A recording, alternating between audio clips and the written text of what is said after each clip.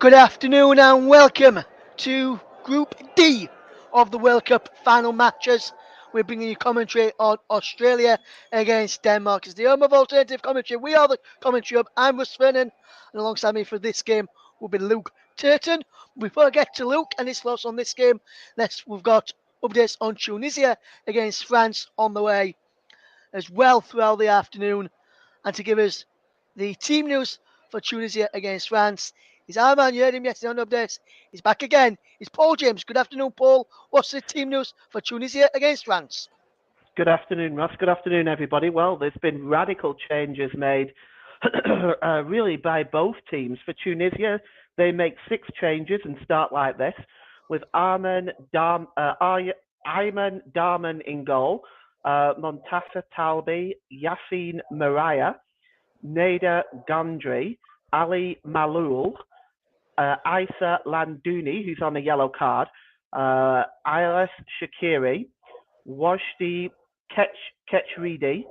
The captain for today is Wahibi Kazra, and Ali Ben Rumdan and Anis Slimane make up the 11 for Tunisia. 6 changes for them, of course. For France, they have really made some radical changes. 9 changes in the lineup. Only Arlian Tukameni and Raphael Varane survived the match against Denmark for 2-1 victory. Steve Mandanda in goal makes his debut in this World Cup. Axel Desani, Raphael Varane, he's the captain today. Youssef Fofana, Ibrahima Konate, Matteo Guendouzi, Aurelian Tukameni, Eduardo Camavinga, Randall Kola Moani, Jordan Veretout, and Kingsley Coman. Hardly a familiar French lineup, and they are already through, of course. So, Tunisia versus France, back to you, Russ. Thank you very much there, Paul James, for the team news from Tunisia against France. From Paul throughout the afternoon as we bring you updates on that game. Our main focus is the other Group D game is Australia against Denmark, and I've got Luke Turton alongside me for that one. And we're looking forward to a cracking game. Let's run you through the teams first, then we'll get the thoughts of Luke Turton ahead of the game and also of the 2 lineups as well. So we'll start off with Australia, and they've got goalkeeper and captain Matt Ryan between the sticks. Is a back 4 for them of Dinek, Suter, Rolls and BH across the back.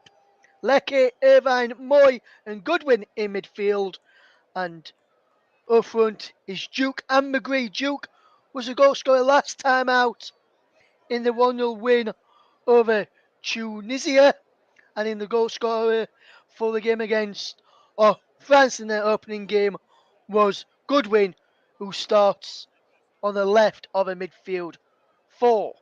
As for Denmark then, they've got Kasper Schmeichel between the sticks. Is a back 4 of Rasmus Christensen, Joachim Andersen, Andreas Christensen and Joachim Mæhle. Pierre-Emile Højbjerg is in the 2-man defensive midfield roles alongside Mathias Jensen. Then is Zovek Olsen and Jasper Lindström are wide, with Christian Eriksen just behind Martin Brathwaite. And it should be a good game. Rasmus Christensen starts today in the side for Denmark. Some familiar names on the bench for Denmark that you'll have heard of.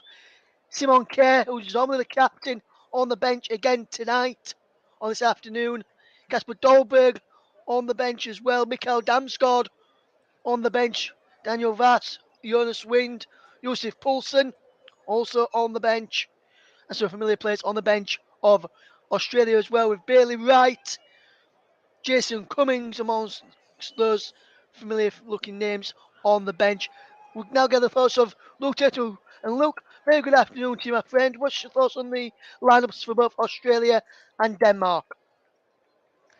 Yeah, well, good afternoon, Russ. I think the Australia lineup's pretty much self-explanatory. They've not really made too many changes, and obviously Mitchell Duke up front's going to be the key player that I want to look out for. As for Denmark, I'm glad that Martin Braithwaite's come in. He changed the complexion of the game last time we played. Yeah, I think it's going to be interesting to see what happens, to be honest. Yeah, should be a good game then, Luke. Should be one that we're very much looking forward to this afternoon. And the kickoff is very much fast approaching. We've got around about 10 minutes to kick off in our feature match between Australia and Denmark. And we'll just go back across to Paul for a second and just ask him, Paul, in your game today, with France making so many changes, do you think Tunisia could have a chance of beating France this afternoon? Well, possibly, but they've also made 6 changes themselves. It's a possibility, but I think France has such depth in their squad that with this lineup, I still think they're capable of beating Tunisia. It's a smart move by Didier Deschamps. He needs to. He obviously expects his squad to go deep into the tournament. So not having any players on any yellow cards going into the knockout stages is a huge advantage. But they do have already strong depth in their squad. I think France will still pick up the victory today, no problem. And also, Paul, while we've got you just before kick-off in both matches, who do you think's going to get through with France? Obviously, we already know that France are into the next round already. Who do you think will get through to the next round with France? Do you think it could be Australia, or do you think it'll be Denmark? Or, but you've just said you think France will have too much for Tunisia. So do you reckon that's Australia and Denmark who will get through with France? A lot of people are saying Denmark could do it, but we've seen what Australia were all about. But came close to the early against France. Denmark have not been playing that clever in the past few games. Do you reckon Australia have got a chance of getting through? Well, of course, I think Australia only need a point. So, the advantage is definitely on that with them. The onus is on Denmark to come forward. I thought Denmark played very well against France. They were not great against Tunisia. They were very poor in that game. But I think the onus is on Denmark to come forward. So that could play into Australia's hands. It's a tough call, Ross. But I think Denmark are capable, but it's a very tough call. I don't think it's so straightforward. I would say I'm going to say Australia might do it. I'll stick my neck out. Okay. Okay, that's the thoughts of Paul James head of kickoff who he thinks is going to go through with France. He reckons Australia. Do you agree with Paul? Do you not agree with Paul?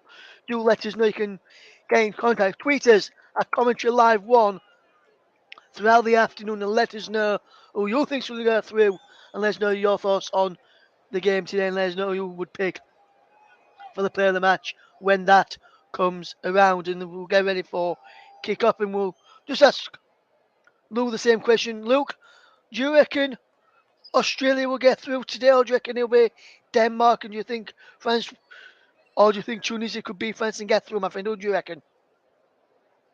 I think it really all depends on what happens in our game, to be honest, for us. Because I mean, France, even though they've changed the side, still have a lot of quality within their team. And I think Tunisia are basically just trying to throw a load of players together in the hope that something might come off. I mean, we have seen some surprise results where teams have beaten stronger oppositions, but I think it'll come down to this game between Australia and Denmark. And if Denmark perform to what the quality says, then I think there'll be too much for Australia. But they haven't done yet, which probably swings me more into the camp of Australia. Yes, and like Paul pointed out, look, Australia only need a point, so the onus is on Denmark to come at and come and attack Australia and try and get through. I probably I don't normally give my predictions, but I'm probably swaying more towards Australia. I think they could get a point because Denmark have not proven to be that much of a good side, and as we know they can be as the teams just emerge from the tunnel as we watch, and I think it could be a big game for both sides. We'll run you through the match officials in a moment as they just made their way out. The mascots. I just saw before the teams came out, so one of the mascots come down and just pat Kasper Schmeichel on the shoulder to get an high five from him, and which was good to see that he was responded to that and give the high fives. It's now he just claps. The fans, Australia, just coming out there. I can see Aaron Moy, the former Huddersfield Town player, out on the field to play. Lou, obviously we know quite a lot of the Australia side from playing in England, like so Jackson Irvine, Aaron Moy, Mal Ryan as well, and Bailey Wright on the bench from Sunderland. Jason Cummings plays in for Ib, so we've seen a lot of him in games, and there's a lot of experience in the Denmark side as well. How do you think this game is going to go on today, Luke? Do you think we could see another shock like we've seen in a number of the matches this tournament, or do you think Denmark will have too much to get through? I know you said they don't think you've not played that well so far, but how do you see this game going today, Luke? I think with Australia, they have got a lot of well-known players, but they've been at kind of championship level, whereas Denmark have obviously Christian Eriksen, Pierre-Emil Højbjerg, just to name a couple that have been in the Premier League. Kasper Schmeichel in goal as well. I think it all depends on how the teams play on the day, and I mean, Denmark haven't been up to scratch yet in the tournament, but that doesn't mean they're not going to be today. So, I mean, I really couldn't call this one, Russ, because I mean, Australia have been probably better than I was expecting, and Denmark have not been what I was expecting. So, in a nutshell, it'll probably reverse itself, and Denmark will become good, and Australia won't stay. But let's just wait and see. Yes, we will. We'll have to wait and see. And Matt Ryan also plays in the Premier League for Brighton as well, so he's a Premier League experience as well as Christian Eriksen, Pierre-Emil Højbjerg, Rasmus Christensen in the Premier League with Leeds. Kasper Schmeichel, formerly of Leicester City, played for Leeds United as well. Did Kasper Schmeichel. Andreas Christensen plays for Chelsea. Joachim Andersen plays for Fulham as well, so there's some Premier League experience in both sides. The majority, like Luke said, in the Australia side is Championship like to Bailey Wright, Jackson Irvine, Harry Suter as well. Aaron Moy as well for Huddersfield did play in the Premier League with Huddersfield as well, as the Denmark national anthem is just being sung down below us as we get ready for game. We've got someone in who, and we're not going to respond to them. Hopefully you're okay, my friend, though. Thank you for listening in. If you are tuned in today and wanted to hear the coverage, you can do so.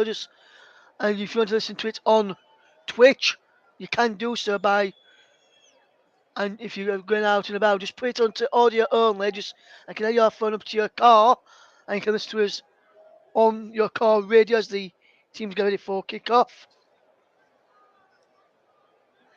And I, Paul's watching the Tunisia France game, and he's just put, I don't, and he's just put in the private chat, he's not bothered.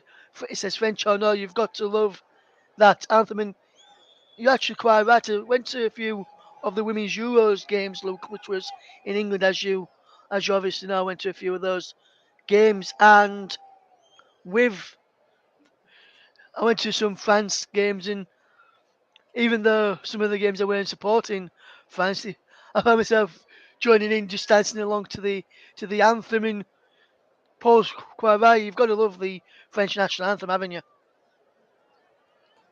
I mean, I always find national anthems are kind of a little bit random, but there are some that are quite kind of quirky, and France is definitely up there. I think, to be honest, the best one that I've heard is probably the Italy anthem when they were in the Euros last year. I really like that anthem, probably the best, but you know, everybody has their own personal preferences.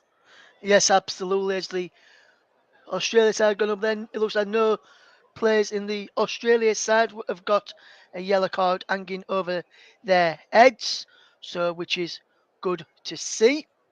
As we just see the VAR officials for our game on the screen now. Main VAR person is from Argentina, so I'll run you through the officials. It's Mustafa Gobral from Algeria. He's in charge. He's the referee today. The assistants are Morkan Gouare from Algeria and Abdel Itachi from Algeria as well. For officials, Magata Njai from Senegal. Jibril Kamara is the reserve assistant. And VAR is Moro Villicano from Argentina. Nicolas Gallo from Colombia is the assistant VAR. Offside VAR is Gabriel Shard from Argentina. The support VAR is Adel Zouak from Morocco. And from Argentina, the standby VAR is Akil Belvovsky from Argentina as well. Both teams are in the huddle ahead of kickoff. Maran has put his towels and his water bottles down, and now just put them up to run and put them behind his goal as both teams have just finished their huddles. Should be a good game. We'll keep going across to Paul every so often, every when our game's on every 5 minutes as we get ready for the game between Australia and France. That's our main focus. Australia and Denmark is our main focus today. France take on Tunisia. Should be a good match as we get ready to watch this game unfold as we see the referee just blow his whistle. And away we go then. Denmark kickers off, all in red, attacking the goal from right to left in this first half. Australia in yellow, green, and white tackle the goal from left to right. As here is Joachim Andersen into Andreas Christensen, and he plays it into the midfield to Christian Eriksen, and there is Oibie playing the ball forward. Christian Eriksen seems to be playing in the defensive midfield role alongside Pierre-Emile Oibie today, as he has Joachim Andersen to feed in Andreas Christensen into Brathwaite, and the ball over the top looking for Christian Eriksen inside the penalty area, cleared away by Australia as they try to come forward down the right hand side. Milos Dinek was the player to clear the ball away. There's Graham Arnold, done well to get Australia in pole position to qualify for the next round. That's Casper Ullman, the opposite number, will be looking for a response from his side to try and get into the round of 16 as a throw from Dinek is played down the line looking for the run of his strikers, Mitch Duke or Riley McGree, but no one could get an end of that as Casper Schmeichel finds Joachim finds Andreas Christensen, who finds Joachim Andersen, and he plays the ball looking over the top, but no one's in behind there. Oh, there's Gianni Infantino inside the stadium, the UEFA president, as we play just over 90 seconds in the first half. It remains Australia 0, Denmark 0. Your thoughts there, Luke Turton?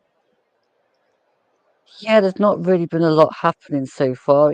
Both sides just passing it round. I mean, Denmark have tried a couple of balls over the top, one that nearly made it through, but the other one was just totally straight to Matt Ryan and the other goal. But really, I'm still waiting to see where the first chance is going to come from. Yes, still 0-0 then. Australia, Denmark. As Australia win a throw on this near side, which will be taken by Milos Dinek, who will look to throw the ball down the right hand side. Over the head of his midfielder. There's now, here comes Australia coming forward. Lovely ball in towards the penalty. Shot comes in, he blocks off Joachim Andersen, and there's Rasmus Christensen to clear away. And there's a big chance there for Australia through Riley McGree, who has done well for Middlesbrough in recent years and when he was on loan there. And a good chance there, Luke Turton. Yeah, it came into Ryan McGree, and I think if he tried to go the other side of the goal, he might have made it around the player that blocked the shot. But because he was going across to the other side, he just kind of hit it straight into the Denmark player.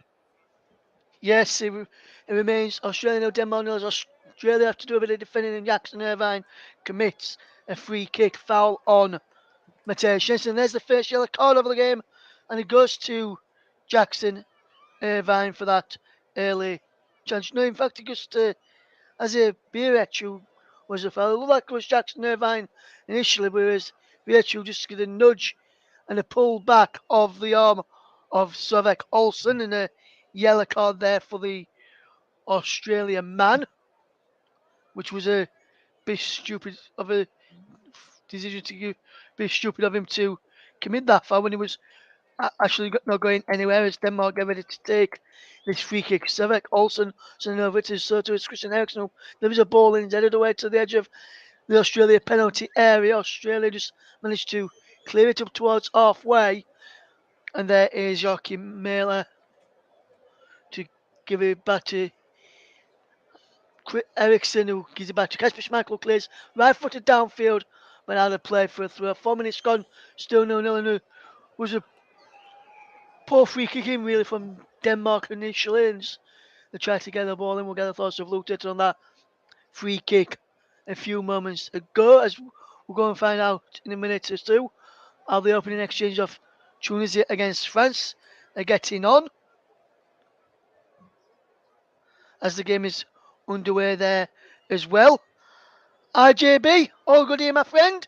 We've got Luke Tate, we've got LT and PJ on the commentaries, on the coverage as well. LT's alongside me, and PJ is doing updates on Tunisia against France. Hopefully, you're doing okay, mate. And I just want to say from everyone here with the commentary hub, good luck to one of our other colleagues and senior reporter JB for his job interview this afternoon. Hopefully, it goes well, my friend. And I'm not sure. Oh, we had a job interview today. Good luck with that, my friend. Not sure if it was this afternoon or this morning. So if you've had it already, hopefully it went okay, my friend. As we now can go and get the first look of see how Tunisia against France are getting on with your man, Paul James. Can bring us an update, Paul. Well, Ross, 5 minutes gone, and Tunisia are doing all the pressing. They're pressing forward. They've created the first corner of the game, although nothing much came of it. There has already been what looked to be a pretty serious clash of knees between Camavinga and the captain for Tunisia, Kazri. They both appear to be okay, but early on here, all the pressing is being done by Tunisia, but it's still 0-0.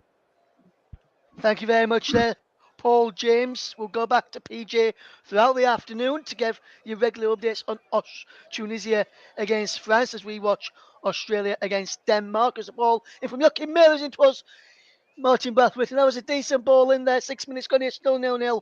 Decent chance there for Denmark, Luke.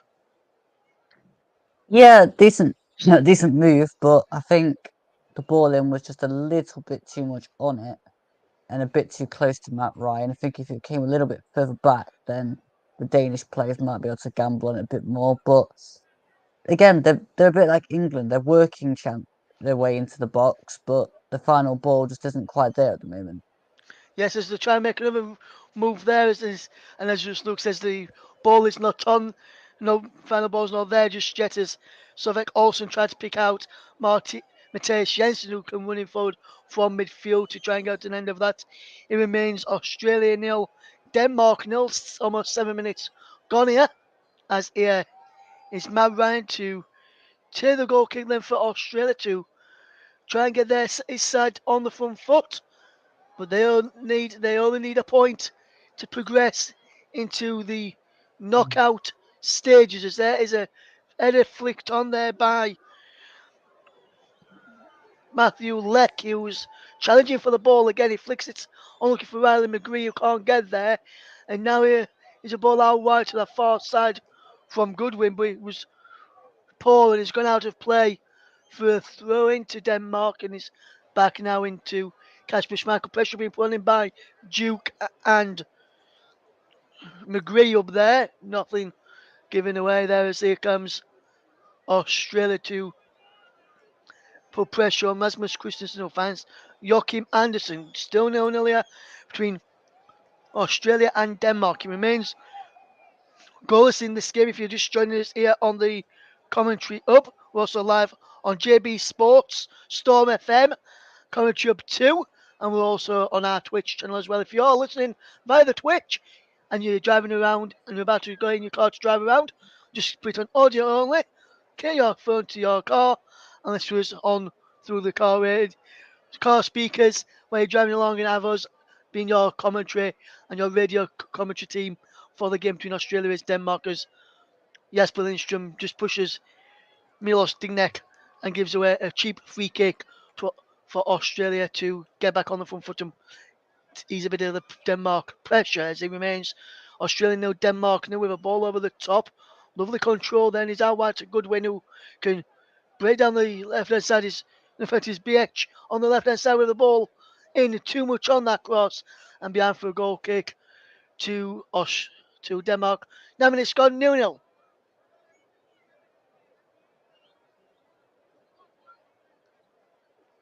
So Kasper Schmeichel then to take the goal kick as the ball just went behind. Australia looking to get on the front foot in the early stages. Luke, what do you make to Australia's start in this game? I think, to be honest, for us, the start has been okay. I mean, Denmark have had more of the balls into the box, but not really had much in the end product. I think Australia is struggling to just get out at the moment. But also, they did have that one shot from Riley McGree, and they just had a little bit of a chance upfield just then. But I think they could do get a little bit further forward and closer to the Danes because they are just having the majority of the ball.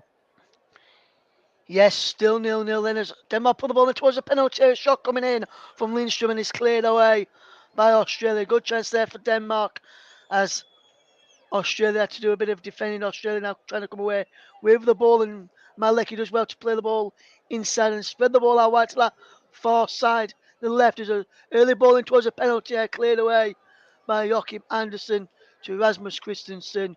Can get the ball forward for Denmark, and Denmark will try and come forward, get across to Paul James because there's been a goal that's been disallowed for offside. We'll get the thoughts, Paul, whether that should have been disallowed in a moment as Denmark come forward. Is back with Rasmus Christensen, and while the ball's just been back inside their own box, own half inside the centre circle, being knocked around by the defenders, will break off in a minute. I suppose it was a penalty area. Can Denmark get an early goal here? No, tipped over by Matt Ryan. He's behind for a corner. Denmark got in behind there, and it was Jensen with the effort. Just did right there, Luke Turton. Yeah, the balling was brilliant over the top. Jensen just runs onto it, and the shot was a pretty powerful shot. And Matt Ryan did quite well to just tip that over the ball two handed. But again, I think you could maybe have pulled that back to the Russian player to slide in. But yeah, good chance and see if we can get anything from this corner. Yes, we'll go across to hear about that. This is now goal in his second in the other game with Paul James in his second after this corner kick then. So Vic Olsen to take over on that far side, the right for Denmark. Rasmus Christensen inside the penalty area. Andreas Christensen too, as there is a number of players inside that penalty area. Martin Brathwaite in there too. There's players coming in from the edge of the box. Jensen around the corners. Christian Eriksen will take this corner then on the far side. He's in towards the penalty area. Poor corner in by Christian Eriksen. Cleared away the near post. And he's out for a throw to Denmark. It remains Australia no, Denmark no. 12 minutes gone here. Let's see about that offside goal in the game between Tunisia and France. Paul James. Well, the early pressure nearly paid off for Tunisia, and they were extremely unlucky. They just have a corner here. I'm just going to let this play out. Oh, it's swung in, and it actually goes over the crossbar. The corner was a poor one from Kadri. So a foul by Tukameni over by the touchline, level with the French penalty area, was swung in by Kadri. A beautiful ball into the box. And on the end of it was the defender Gandry, with he just got his foot in and got the shot and diverted it past the goalkeeper. He was fractional. His arm was offside, Ross. You know, I mean, it seems a bit preposterous to me. They're just coming forward again. I'm just going to let this go on. Oh, that could be a penalty. Well, Kazri goes down. The referee's shaking his head. I thought there was a connection there. There was. I guess there wasn't. Still 0-0, Ross, but Tunisia extremely unlucky not to be ahead. Thank you very much there, Paul James. Tunisia almost ahead, but for the offside flag. We'll get back to Paul with for regular updates in throughout the afternoon. As here comes Denmark down the right hand side, Joachim Miller towards Martin Brathwaite. Lays it across to the far side, and Slovak Olsen fires an effort just over, and that's another dangerous opportunity for Denmark, which almost paid off there, Luke. Yeah, the problem with the shot again, Russ, is he's leaning underneath the ball. I mean, if I got £1 for every time I said this in commentaries, I'd be rich by now. Because the players just love to just get the ball and lean right underneath it and balloon it over the bar. Well, they're not going to score like that. You've got to get over the ball and direct it, or get enough elevation on it to just take it into the corners. But that is just not an effective way of hitting the football. Absolutely, Luke. Absolutely, my friend. As Denmark now back in possession with Joachim Mæhle towards this left-hand side where Jasper Lindstrom was there, but he's proud to play them for a throw to Denmark by Riley McGree, who had that early effort for Australia, which was blocked. Denmark a lot of possession so far, camped inside the own R, camped inside the Australia R for the moment on this near left-hand side. Joachim Mæhle about to take a throw in, then he plays the ball back into Andreas Christensen, and Christensen gives it to Joachim Andersen, and Andersen will find Christensen, Rasmus Christensen that is, as the ball is played down the line, and he's out of play for a throw to Australia, which will be taken over on that far side by the left back, Biech, who will try and get the ball forward down the down the left hand side with a throw. It remains 0-0 as it stands in the Group D standings. France will finish top on 7 points. Australia will progress in second on 4 points, and Denmark and Tunisia would be out on 2 points each. As there was a clash of heads between Oibia and Joachim Andersen as Andreas Christensen just puts his head in there to clear the ball away, and he's got with Joachim Mæhle now. Mæhle back into Christensen, and now back to Kasper Schmeichel. Schmeichel takes a touch and then clears the ball out wide to this left hand side where Australia attack right hand side as Denmark attackers. Rasmus Christensen finds Pierre Emile Oibia. Oibia now further out wide it goes, and that's a wonderful pass into Slovak Olsen. Slovak Olsen coming forward on that near far right left hand touchline as we watch on. Near far side of the right as Denmark attack. He's out wide to that far side again. As the cross comes in from Slovak Olsen, he comes all the way across. The bounces down, and Dinek will get there to clear downfield for Australia, and Australia just have possession well and been put under a bit of pressure. And then there's a free kick for a foul on Joachim Mæhle there by Riley McGree, and that's a poor challenge from Riley McGree trying to get the ball and just stamps on the foot of Joachim Mæhle. And that's a free kick to Denmark. It remains 0-0. Almost 70 minutes gone, and we'll watch this free kick, and then we'll get the thoughts of Luke afterwards. As here, so like Olsen stands over. There's a England fan there, Carlisle Loyal. Rob is his name, who's out there watching this game as the Ericsson swings this free kick into the far side, and then back across, scored by Andreas Christensen, and he goes behind for a goal kick. But the offside flag was raised in there against Andreas Christensen, I think. There was a goal kick he was given as it was cleared away as Rogers come forward. Poor free kick there from Christian Eriksen, and Andreas Christensen have a real attempt to direct it towards goal there, in my opinion. Luke, what did you think? Yeah, I think the chance was there for Christiansen. It was just a bit of a poor header across. But my big thing is Denmark are not going to get anywhere unless they put better balls into the box. They're always Yes, as here playing comes overhit Australia balls. on the attack. We'll get back to your point in a minute, Luke, as Australia try to come forward, but it's cut out by Denmark, and it remains 0-0. What did you kind of what you saying there, Luke?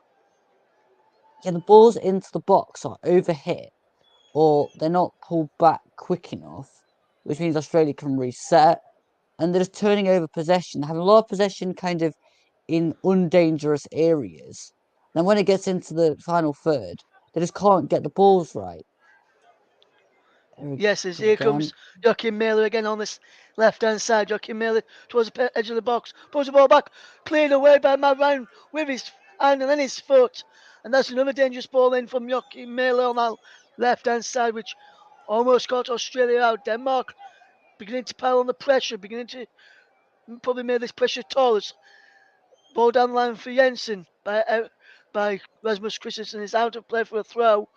We'll go close to get another update in a minute from Tunisia against France for Paul James as we see Rasmus Christensen wiping the ball on his jersey to get a long purchase throw on this one maybe.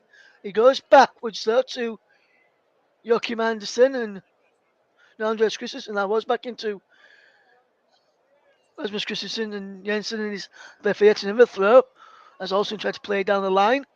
And Rasmus Christensen will take. Will he go back again? Or will he go into the penalty area? Goes into penalty area looking for Christian Eriksen, but the ball just bounced out for a goal kick. Let's get another update on the game between Tunisia and France. See if Tunisia's pressure still being put on. France being put under the Tunisian pressure, and if the score remains 0-0, is Paul James who can tell us that. Paul. Hi, Ross. Well, Tunisia still got the better of possession. They're certainly still pressing more. France saw the inside of Tunisia's penalty area for the first time after 14 minutes. They got a couple of corners back to back. But since then, despite the press by Tunisia and apart from the goal that's been disallowed, they really haven't really created much. So still 0-0, Ross.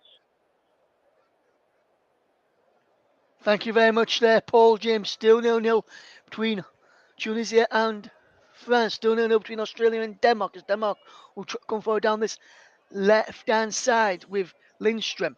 Lindstrom down the wing, back into Christian Eriksen. Crossfield pass from Christian Eriksen over to Suffolk Olsen. And Suffolk Olsen sees the ball go behind for a corner to Denmark as they get forward. Over on that far side as we're hoping to see a better corner this time. It's taken short and quick to Christian Eriksen, who delivers a ball into us. Andreas Christensen in the back post is headed behind for another corner on this near side. A free kick is being given for a foul inside the Australian penalty area if it was nodded behind. 21 minutes gone here, Luke, and it was another. This one was a well-worked corner. But just Christensen just fouled his man in winning the winning the header of the back post there. Yeah, Denmark coming into the game a bit more and being a bit more inventive. The corner was taken well, but I mean, if we're giving free kicks for that sort of thing, then really there should be more penalties going the opposite direction as well because there's not much of a difference between that one and the ones that weren't given in the England-Iran game, to be honest. But there you go, consistency again. Love to see it. Yes, as McGree comes in with a shot from the edge of the penalty area, straight down the throat of Kasper Schmeichel. It's Australia 0, Denmark 0, and Australia with another good chance there, Luke. Yeah, the trouble with that one, Russ, is it was just too straight towards Kasper Schmeichel. If he managed to get some swerve on it, it might have caught him out. But a goalkeeper of the experience of Kasper Schmeichel just scooping it like that is not gonna beat Schmeichel. Unless it's a real off day.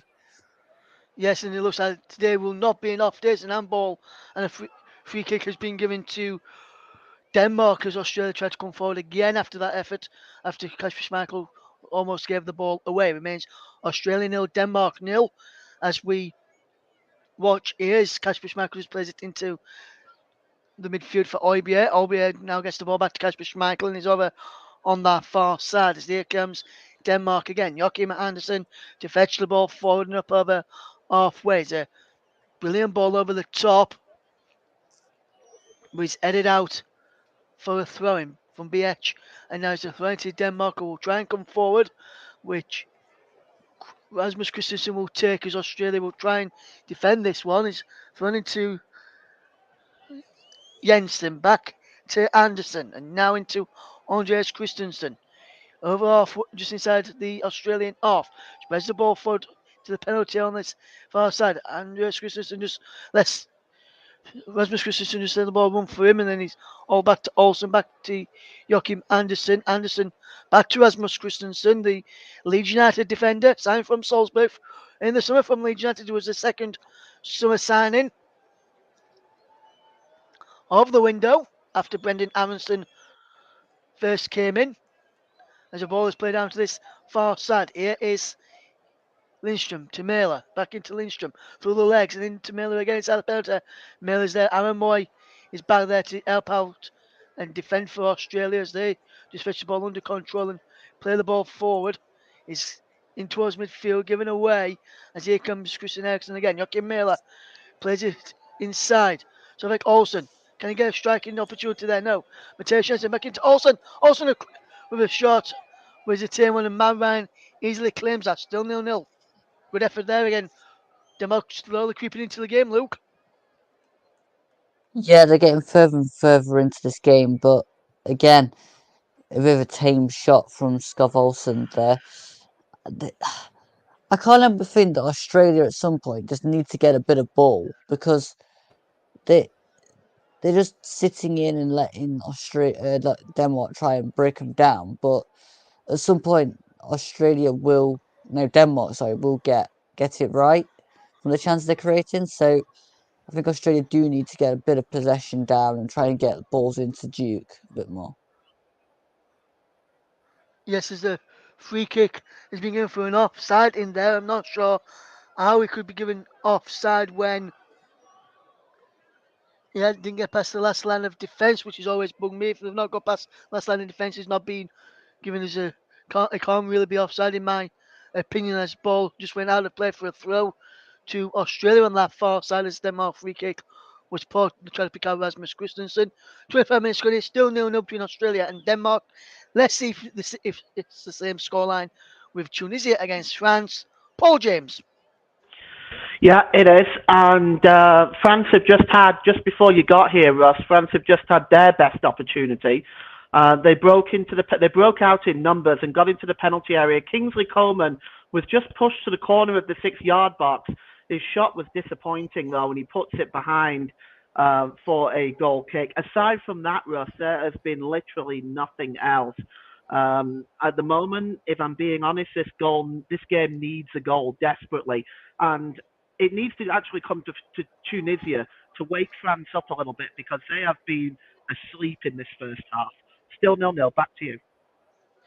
Thank you very much there, Paul James, and we'll get back to PJ throughout the second half and probably go to him be more in the first half as well, just before we get off time, and we'll get the thoughts of Luton in a moment on this game as well. So his thoughts are in the opening 20 or 6 and a bit minutes. We'll get to him in a second as here comes Australia down the right hand side as the ball in towards the penalty from Pierre-Emile Højbjerg back towards his own goal. And it was helped out there by his defence. It's Aaron Moy now for Australia. Will just keep possession moving forward for us. And a lovely 1-2 there with Dinek and Lek as Dinek plays it towards the back post for his opposite number. BH towards goal and Kasper Schmeichel say was 27 minutes gone here, Luke Turton, and he's Australia have given a good account of themselves against Denmark so far. I've been impressed with them, and Denmark slowly coming back into the game now. I think we've got a game on his hands here now, haven't we? Yeah, I think Australia have held firm. They've not let any slip ups in at the back when Denmark were attacking, but I think they're just starting to get a bit more of the play. As for Denmark, they've had a few semi chances, but um, all in all, neither side have had that cutting edge, and we're still lacking real good chances on the goals. They've just been kind of tame efforts, either over the bar or straight into the keeper's hands.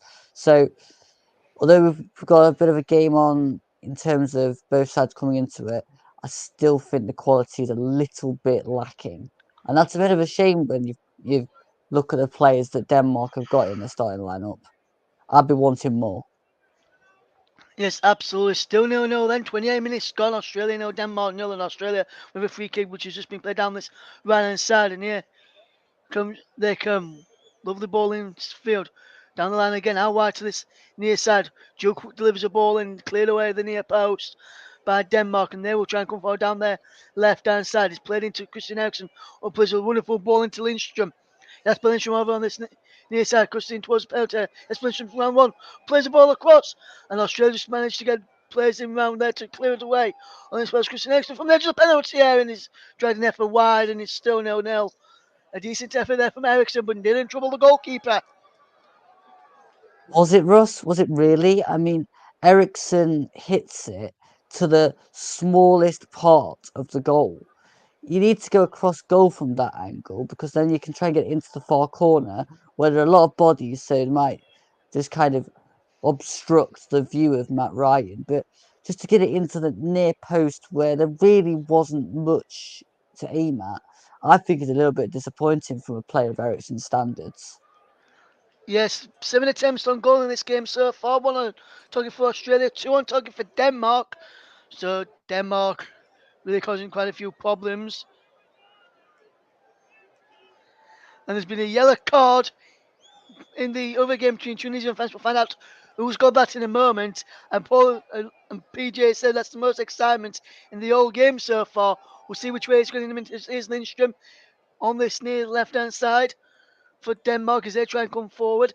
Back it goes into Christian Eriksen. Christian Eriksen to Joachim Mæhle. Can Joachim Mæhle do it? Finds Christian Eriksen once more. Back into Joachim Mæhle. Back now to Christian Eriksen. Eriksen will look to deliver a ball into the penalty area. But he goes back to Andreas Christensen. Denmark being a bit cautious in keeping hold of possession. It remains Australia nil, Denmark nil as Australia just defend well and win a throw. Let's see about that yellow card. Which way is he going? See if there's been any other chances since we were last with Paul James. Paul. Thanks, Russ. Ketcheridi is the player that has been booked, the Tunisian number 21.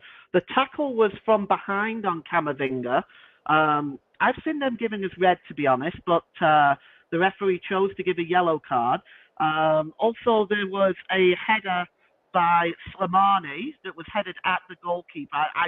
I'm reluctant to say whether it was considered a shot on target. The goalkeeper actually had to come out of his goal to make the save. The header was that weak. So it is still 0-0. Back to you, Russ. Thank you very much there, Paul James. Still 0-0 there, still 0-0 here. 13 minutes gone in. We're almost up towards the final 10 minutes or so of this first half. It remains goalless. So awaiting our first goal as we see Denmark try and come forward down that far side, but it's cut out by Jackson Irvan, and now Australia can try and come forward. It's a wonderful bit of play. What can they do now? Into the penalty area it goes and just cleared away by Andreas Christensen as Australia try to come forward. Lovely throw taken quickly by Goodwin. Back goes his Jackson Evan on the edge of the box. Evan with the ball in and flicked it on towards goal and easily saved by Kasper Schmeichel. And he boots the ball long, looking for the on the far side, looking for Martin Brathwaite, but Australia got back to defend well, and it remains Australia nil, Denmark nil so far, and with it still being 0-0 in the Tunisia against France game, we can tell you that it still remains France at top and going through, Australia going through in second, Denmark going through in going out in third, and Tunisia finishing bottom. So we could be having a shock on which sees Denmark head out of the group stages in the competition. We've got Group C to come later, and I'll tell you what's happening with those matches later in this program. We'll tell you though is about to hear Luke Turton's voice again later, but this time as a reporter rather than a co-commentator. We'll tell you which game he's doing that on later. You can go and check out on the Twitter feed if you want to see which game is being covered later with commentary and which one's got updates.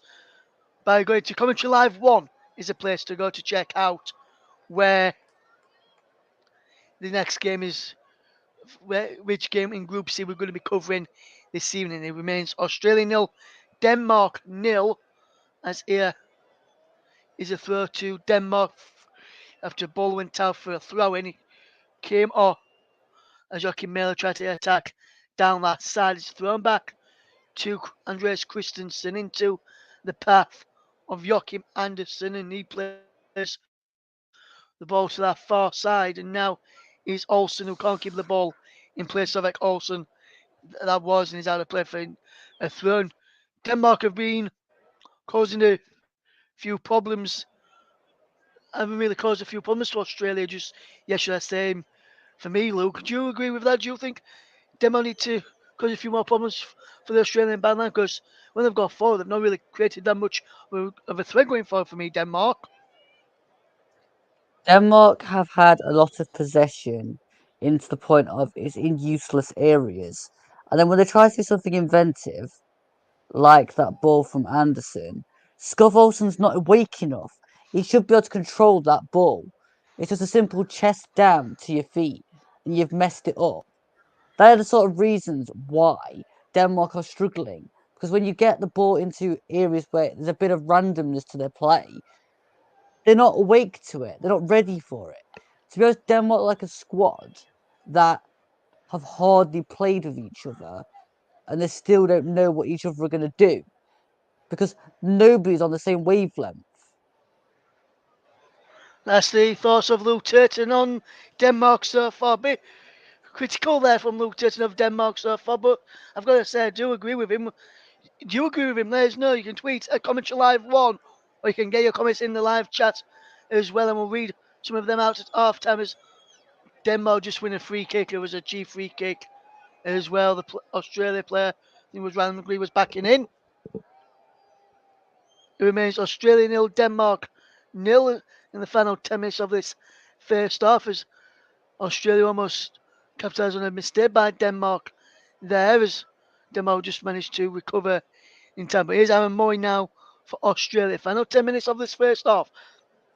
Still Australia nil, Denmark nil. We'll go across in a second to get another update before the half-time whistle from Paul James in a moment or two. On around about 5 minutes time, we'll get the updates. We'll get the update then. So we'll get ready for us for that one in a moment. As here is a good control by Matt Ryan to play the ball out wide to this side. Neck flicks it's on, looking for the run of the number 20 of the number 7 Matt Leckie there, should I say? Because they've got, sure they've got their shirts in yellow, but they've got the writing in. It looks like yellow on back of their writing as well, so you can't really tell which number it isn't. You have to look very, very close to see who's got the number there. As Australia just watched them all play with possession into the final few minutes of that first half, and final few minutes of the first half of the game between Tunisia and France as well. Let's see how that game's shaping up towards half time and see if there's been any exciting incidents in the moment as Joachim Miller comes forward and Demo just win a free kick. We'll wait for this free kick to be taken. Any real chances since we last with you, Paul? And who's looking more likely to take the lead? Well, it's looking like Tunisia. They've turned up the heat a little bit. A wonderful cross swung in on the far side by the Tunisian number 12, which was Maloul. He swung the cross in, and it was a great piece of defensive work by Camavinga, preventing Kazri from knocking the ball into the net. A couple of minutes later, Kazri himself got a volley in from about 25 yards out, forcing a good save from Mandanda. So Tunisia putting on the pressure. France are very, very poor. I'm very, very surprised at this French team. This is an opportunity for some of these players, some of these fringe players, to play themselves into Didier Deschamps' mind. But they're not doing it right now, and they look very poor. Still 0-0. Yes, still 0-0 there and still 0-0 here. France are looking very, very poor according to Paul James. I wonder who guess them if they will have a real chance of getting through to the next round and knocking France out of the competition. As we see the free kick which Denmark won was cleared away, and it was a poor free kick in by Christian Eriksen, who's now got possession from Kasper Schmeichel to get Denmark on the front foot. Plays into Joachim Andersen. Rasmus Christensen now. Eriksen. Andersen. Back to Kasper Schmeichel. The son of Peter. And into Christensen. Christensen again from Jensen's pass. into Ericsson, who gave the ball away. And Australia can now come forward here. What can they do with possession? The twisting one way, then going the other. Going towards our far left hand side. Into BH, the left back, who can try and get the ball forward. How wide it goes and gets it back. And he goes to his centre back corner there, who goes all the way back to his goalkeeper. And Australia will just start again from the back as it's flicked on. And the man who's just flicked it on, chasing his own ball, and he's still got a chance to keep this ball in here. What can McGree do here with the possession? He's got men coming inside the penalty. McGree with the ball in. It's a poor one in though from Riley McGree. And he's now cleared away by Joachim Mailer, who's been under pressure from McGree. He's put Ericsson under pressure as well, but Ericsson just manages to get the ball up to Martin Brathwaite, who just holds up the play and feeds in Rasmus Christensen over on that far side. He's got the ball down his line into the path of Sovek Olsen. Sovek Olsen coming up towards the edge of the penalty. Sovek Olsen into Rasmus Christensen. And the ball is played through from Rasmus Christensen. And the ball goes behind for a goal kick, but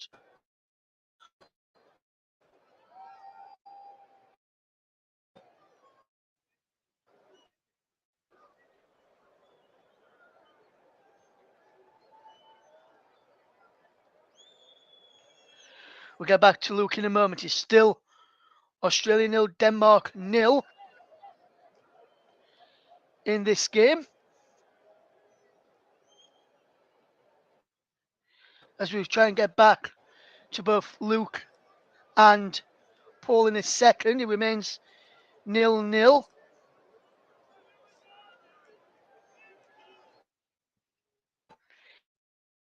In this game, still goalless then.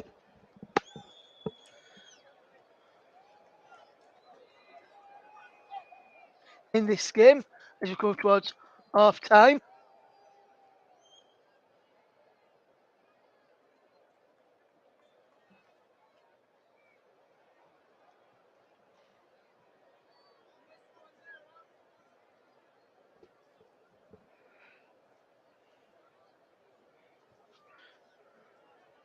It remains Australia 0, Denmark 0.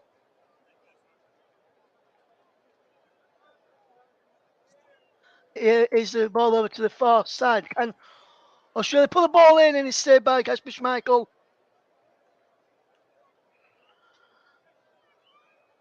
And it remains Australia 0, Denmark 0, 41 minutes gone. And we now get the thoughts of Luke Turton of the last few minutes from Australia, who's just put a bit of pressure on Denmark. Luke. Yeah, sorry about that, Russ. It seemed to have blocked when you asked me the last question last time. As for the Australia play, it's been a lot better. I mean, Denmark have been a bit wasteful with the ball, so Australia have just been passing it round. I think the trouble is though, this is suiting Australia because all they need is a point, whereas Denmark really need to start getting their acts together because otherwise they're going out of the competition. There's no two ways about it. Yes, as Jasper Lindstrom puts the ball into the penalty area and is cleared away and remains Australia 0, Denmark 0.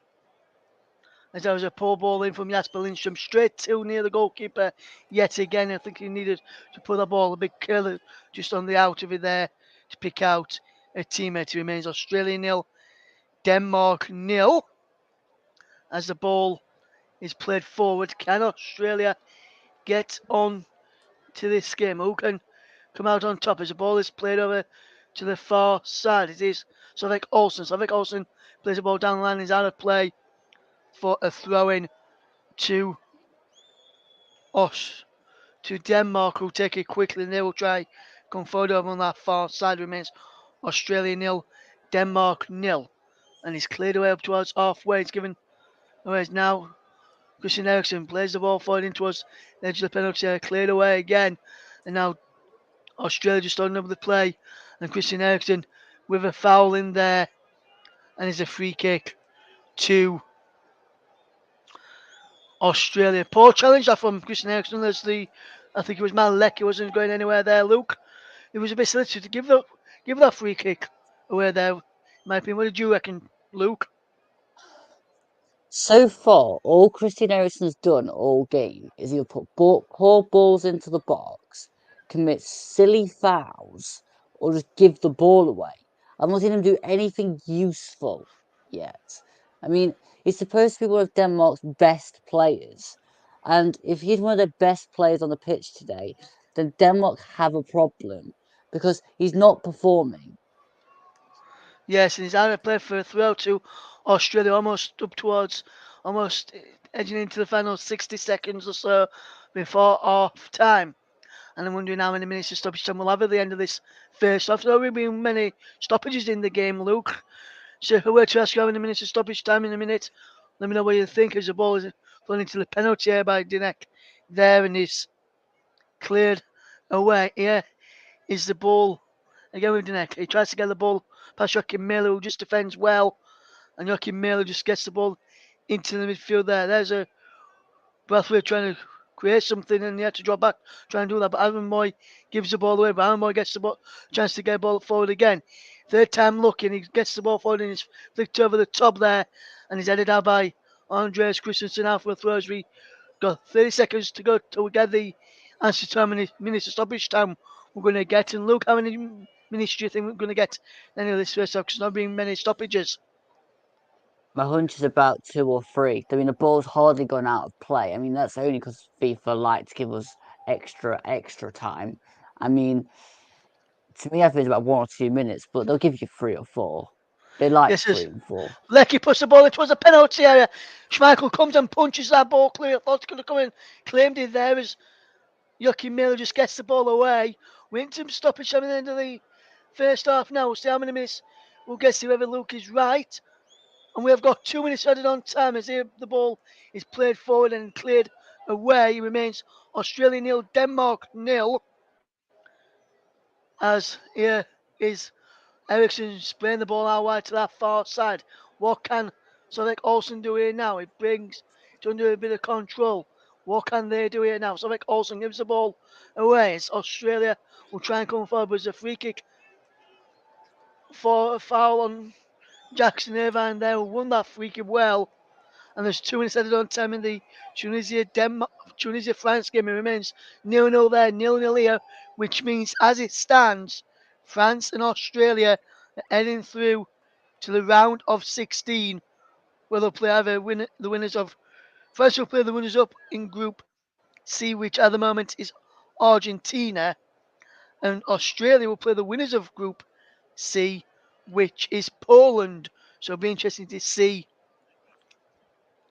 who plays who later, and if this is what we're going to get at half time. We'll get the thoughts of Paul James on these overall first off thoughts for Tunisia against France.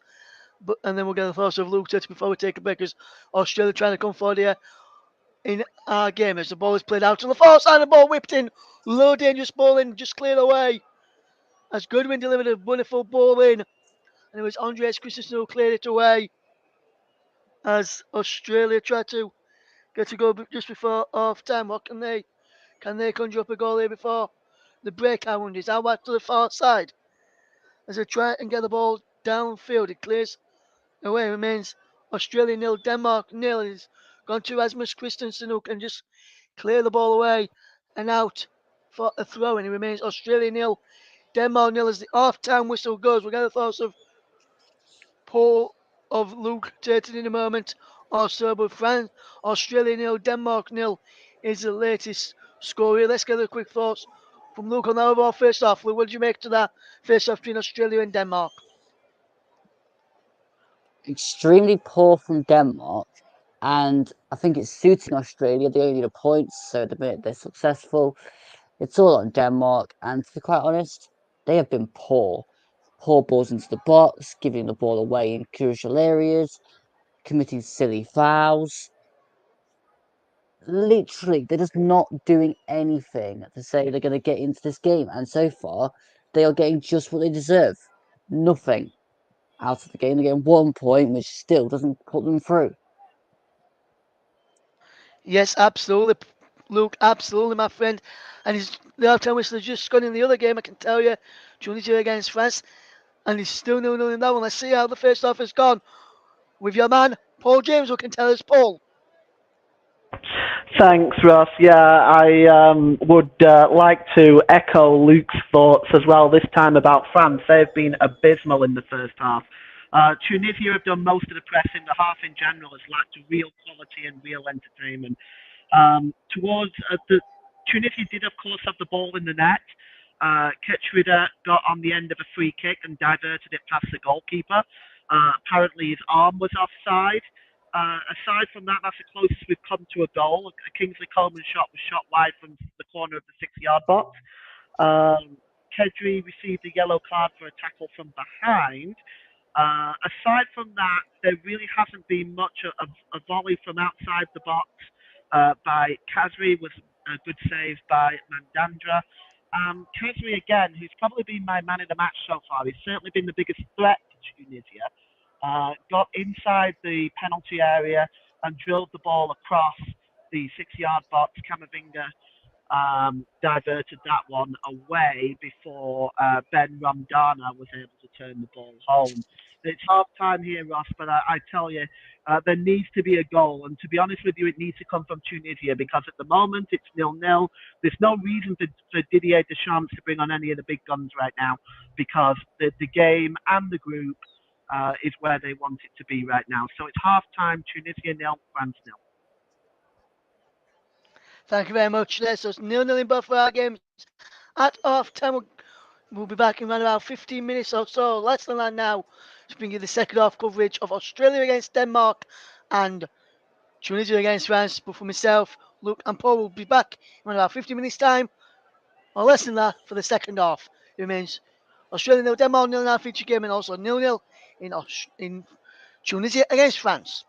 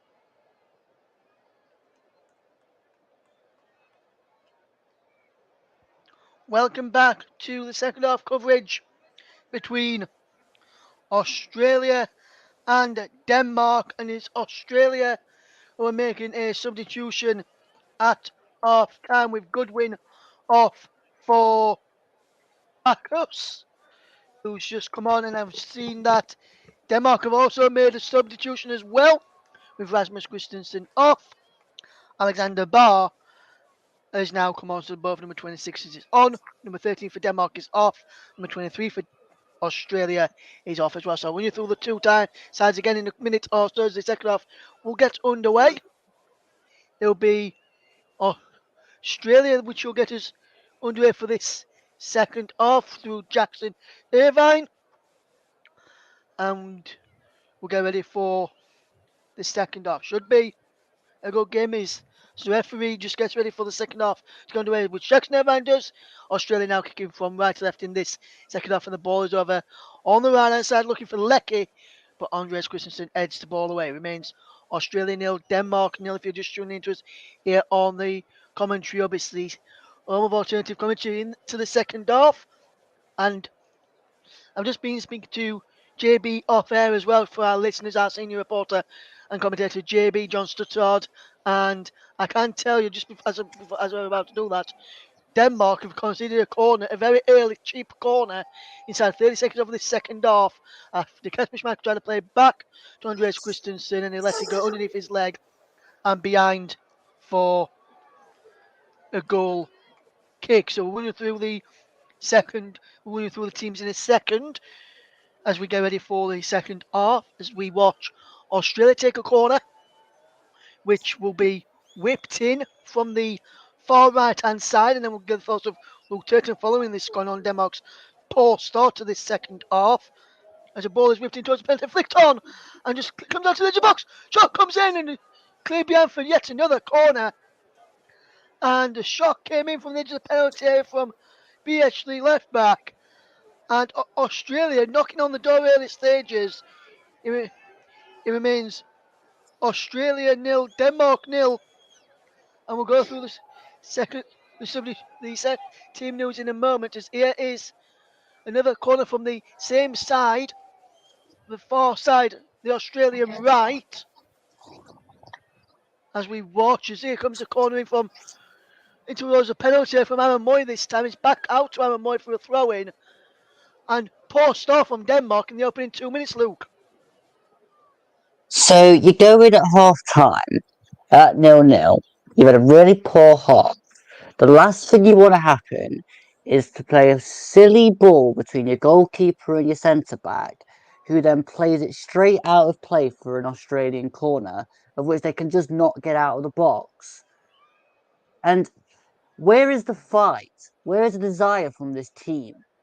I mean, they've got to win to stand any chance of qualifying. And I have seen absolutely nothing within the 47 minutes we have played to signify that Denmark even want to qualify. Absolutely, look, I've not seen anything like that either. As here comes Australia once again. It's into Jackson Irvine, just on the near side. Plays out wide to this left hand side, and Riley McGree puts the ball across, and Jackson Irvine just balloons it over. And that's a big chance for Australia at the start of the second half. And poor defending again from from Denmark. And that was a big chance for Jackson Irvine, Luke Turton. Yeah, if there was a better finish on that chance, it'd been 1-0. Where was the midfield? You've got Højbjerg, you've got Jensen, and you've got Eriksson. They're all Premier League midfielders. Where were you when that ball was coming through the middle? They were non-existent. That's where they were. They were non-existent. They weren't even. I don't think they're even on the field to play over. It's been that they've been that poor in the Danish midfielders. Australia will come again on this near side left. BH will try and get the ball forward down this left hand side. He's out of play for a throw to Australia as they try and come forward. BH will take the throw in again. It's down the line. It goes into Jackson Irvine and he's out of play for a throw to Denmark. And Denmark really need to show some fight. Need to really show some courage if they ought to go back into this game. Let's run you through the teams then. Now we've got a break in place. My rising goal for Australia. And then across the back for Australia now, let me just run you through the teams. It remains Digneck, Suter, Rose, and Biet, who's on that booking, remember. Lecky, Moy, Irvine, and Bacchus in midfield, McGree and Duke up front. As it now will run you through the Denmark side is Kasper Schmeichel in goal, Bart, Anderson, Christensen and Mæhle.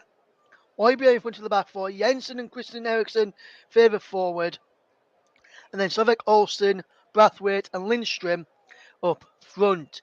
It remains Australia 0, Denmark 0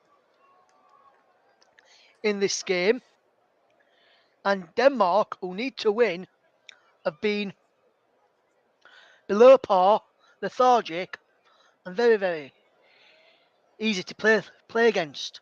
Australia only need a point, and Australia is the ones that look like the team that need to win. Here and Denmark look like the teams that only need a point to get through. In my opinion, we'll get the thoughts of Luke, see if Luke agrees with that in a moment, and then we'll get the opening 5 minutes or so of the second half in the game between Tunisia and France with Paul James in a second half. Denmark going to throw on that far side. It remains Australia 0, Denmark 0. As here come Denmark over on that far side. Here is Højbjerg inside the centre circle. Of course now to Joachim Andersen, who of Fulham finds Bar, who's on as a substitute for Rasmus Christensen. Now back with Andersen and now into Christensen. And across to that far side then, as Denmark will try and come forward down that far left-hand side into Lindstrom. Back he goes into the path of Christensen. Now into Højbjerg, now into Andersen. And a ball played across to that far left-hand touch. And here's Lindstrom. Mæhle in support, inside on the edge of the penalty, looking for Lindstrom again. But Australia do what they've done all the time when Denmark have got forward, is clear the danger. But Denmark will try and fetch you back forward with Jensen. We'll get the thoughts of the early state opening exchange of the second half between Tunisia and France in a moment. When we go back across to Paul James in a second. It remains Tunisia 0, France in that game. And now Australia almost getting away Paul G possession. Is Jensen on this near side the right. Into Højbjerg. Now into Andreas Christensen. Højbjerg again. How wide? He goes to Matthias Jensen. Into the penalty for Slovak Olsen, whose shot is blocked. He comes away from Eriksson into the path of Højbjerg. Højbjerg now forward. Round the corner to Jensen on this near side. Matthias Jensen will look to whip the ball in. It's cleared away. And Australia just managed to get the ball cleared away. As Jackson Irvine just controls well. Just keeps hold of the possession. And Australia winning themselves a throw-in. 0-0, 52 minutes gone here. Let's see how the opening exchange of the second half has gone. The opening 7.5 minutes has gone probably in the other game as well. It's Tunisia against France. And your man there watching that one for us, Paul James. Thanks, Ross. Nothing really. Landuni got a shot for Tunisia on the corner of the penalty area that he blazed over.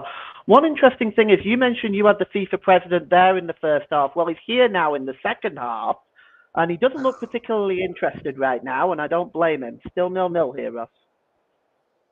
Yes, thank you very much there to Paul James. And if anyone wondering why Gianni Infantino has had this game in the first half and then had the gone across to the Tunisia-France game in the second half, an interesting fact which my dad told me last night when I was watching the England game last night. He said the stadiums, not sure if you and Paul know this as well, Luke, the stadiums, if that close together, they can easily get from one stadium to the other. It's like going on an underground tube from one stage to another, and then you have the other stadium. That's how closest the stadiums are. That's why a lot of people are going to all the matches, especially all the matches in one day, like start off at one game and then finish at the other. And that's where it looks as though Gianni Infantino's doing, starting at one game, watching the first half of one game, then going to watch the second half of the other. So that's just an interesting fact. They're not sure if PJ or LT knew that information. Did you know that information, Luke? I've just spoke to you there about the stadiums being very close together. No, I didn't actually know that, and that's actually probably the most interesting thing that's happened all afternoon. So thank you, Russ. No problem, my friend, as Andres Christensen will come forward with possession. What can Denmark do here? They need to win, remember, to get through. As it stands, it's France and Australia. That's all the two teams heading into the next round. As here comes Australia in possession. Australia in pole position to qualify with France. Nobody predicted that at the start of the tournament. It remains Australia nil, Denmark nil as the ball is played forward, but Lucky Miller was fouled. And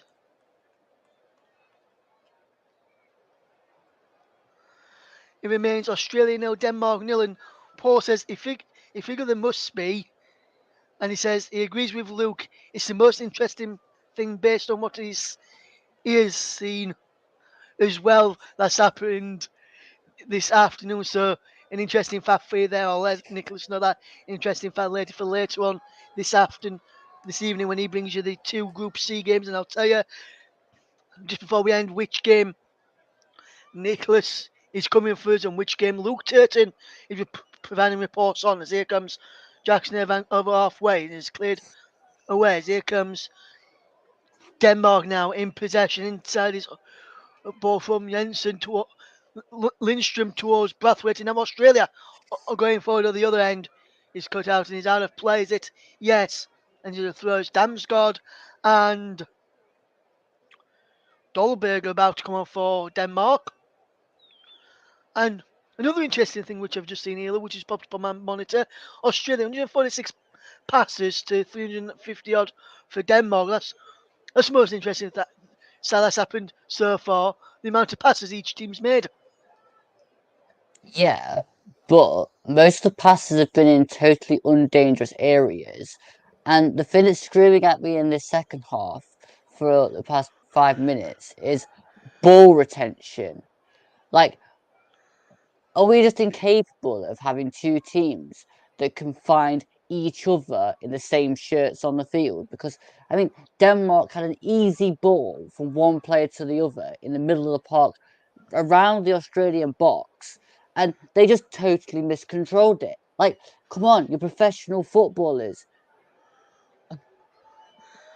Yes, and look, I'm sure myself and you could do much better with that as well. As here's Lindstrom just gets to the bar line and then he's brought down, and there's a yellow card for the Australia right back, Milos Dinek. There and his Lindstrom, who was brought down, he knocked the corner flag over, then he was off the field, and then he stepped back home when the foul was made as Milos Dinek goes into the referee's book. That's the second yellow card for the Australians, and it's come to the two full-backs in Dingnek and BH who have been fouled. We'll go and get the. There's been another goal. There's been a goal in the other game. Go across to that one in a moment to see which way it has gone after we Oh, watch this free kick to be taken as the wall has been lined up. The free kick's going to be taken, and then we'll go across and get the latest update which way that goal has gone in a moment. Will it be for Tunisia or will it be for France? We'll let Paul James tell you which way it's gone in a second, as the free kick was poor. But I've just seen who's got it, Luke Turton, and but I'm not going to say anything. I can hand over now to Paul James, and Paul, there's been a goal in the other game. Which way's it gone? Well, it's come the way you would expect it to come based on the play. Tunisia have taken the lead with Khazri, who has been by far the most dangerous player. He was unchallenged right to the edge of the box, and as he was slipping, he just tucked it past Mandanda to his left hand side. We've got a couple of changes now, and for some reason they've actually taken Khazri off, and they've brought on Jabali. I don't know why they've done that. Kazri has been by far and beyond Tunisia's most dangerous player, and it's only 1-0. They're not there yet, but it was a nice finish, and now perhaps we'll see France wake up a little bit. Back to you, Russ. 1-0 Tunisia. Yes, thank you very much there, Paul. James 1-0 to Tunisia is the latest in the other Group D game, and that means it's bad news for Australia. Tunisia will be going through on goal difference at the end of the games. If it stays like this, Australia need to win now, and so do Denmark to try and get through. France need an equaliser to put Australia back in contention to go through. As it stands, though, it's France and Tunisia that are going through. I wonder if this could change the complexion of this game. As the double substitution that was being made by Denmark when we went across to find out which way the goal went. I'll tell you about that in a moment. As here comes Australia onto the box. Lecky still in scoring. Lecky shoots, and Lecky has scored for Australia. Lecky has opened the scoring for Australia. Australia take the lead. It has been coming for Australia. Denmark going to get out to the own half. And the entire Australian side have come running down to the other end of the pitch to celebrate with Maleke. And it's 1-0 to Australia. And Australia would now be going through to the next round. What a run from Maleke through the middle. It was found his onside, ran from his own half, and he finished it well. Took on Joachim Mailer, one way then the other, then finally beyond Kasper Schmeichel. It's 1-0 to Australia, Luke Turton. Yes, I mean, that probably just sums up kind of what I was trying to say in the first half. Australia, the situation at the time suited them. They didn't have to go and get a goal. But I always thought there's another level to this here. They can step it up and they can go into the lead if they need to. And that's exactly what they've just done. And Denmark have got all they deserved again because that was from their own attack. They lost the ball. Australia got the other end and score. I mean, that has to be the best bit of play we have had in 60 minutes. Brilliant. Yes, absolutely fantastic goal there from Maleki to open the scoring. He timed his run to perfection from just inside his own half. And what a finish! And now this game may just well and truly wake up a little bit for Denmark. They need to wake up a bit. They need to show resilience. They need to get the win here. What can Australia do? Can the Australians keep Denmark out? We all thought at the start of play that Australia would be the team going through with France. It's them that's going through with France at the moment. But as we all know, things could quickly change in the world of football. And he's out of play for a throw, and a poor mistake there as well. And the 14th goal for Matthew Leckie for Australia's first World Cup, and Australia are leading, and it'll be Australia we're going through as we just see it again. It went through the lens of Joachim Mailer from Mal Leckie's shot, which is probably what confused Kasper Schmeichel as he saw it roll into the back of his net. And an Australian fan there celebrates with ease and with delight as Australia will come forward again. What a run, what a game this has turned out to be. Bowling from the far side, and Lecky Kong on end of Jackson Irvine's ball into the penalty area. And what a game we've got in prospect now, Luke Turton. Yeah, Australia have definitely started to think, well, we're just going to come out and just try and put as many goals in now because they had to go and get the win to stay in the tournament because obviously Tunisia are also now winning.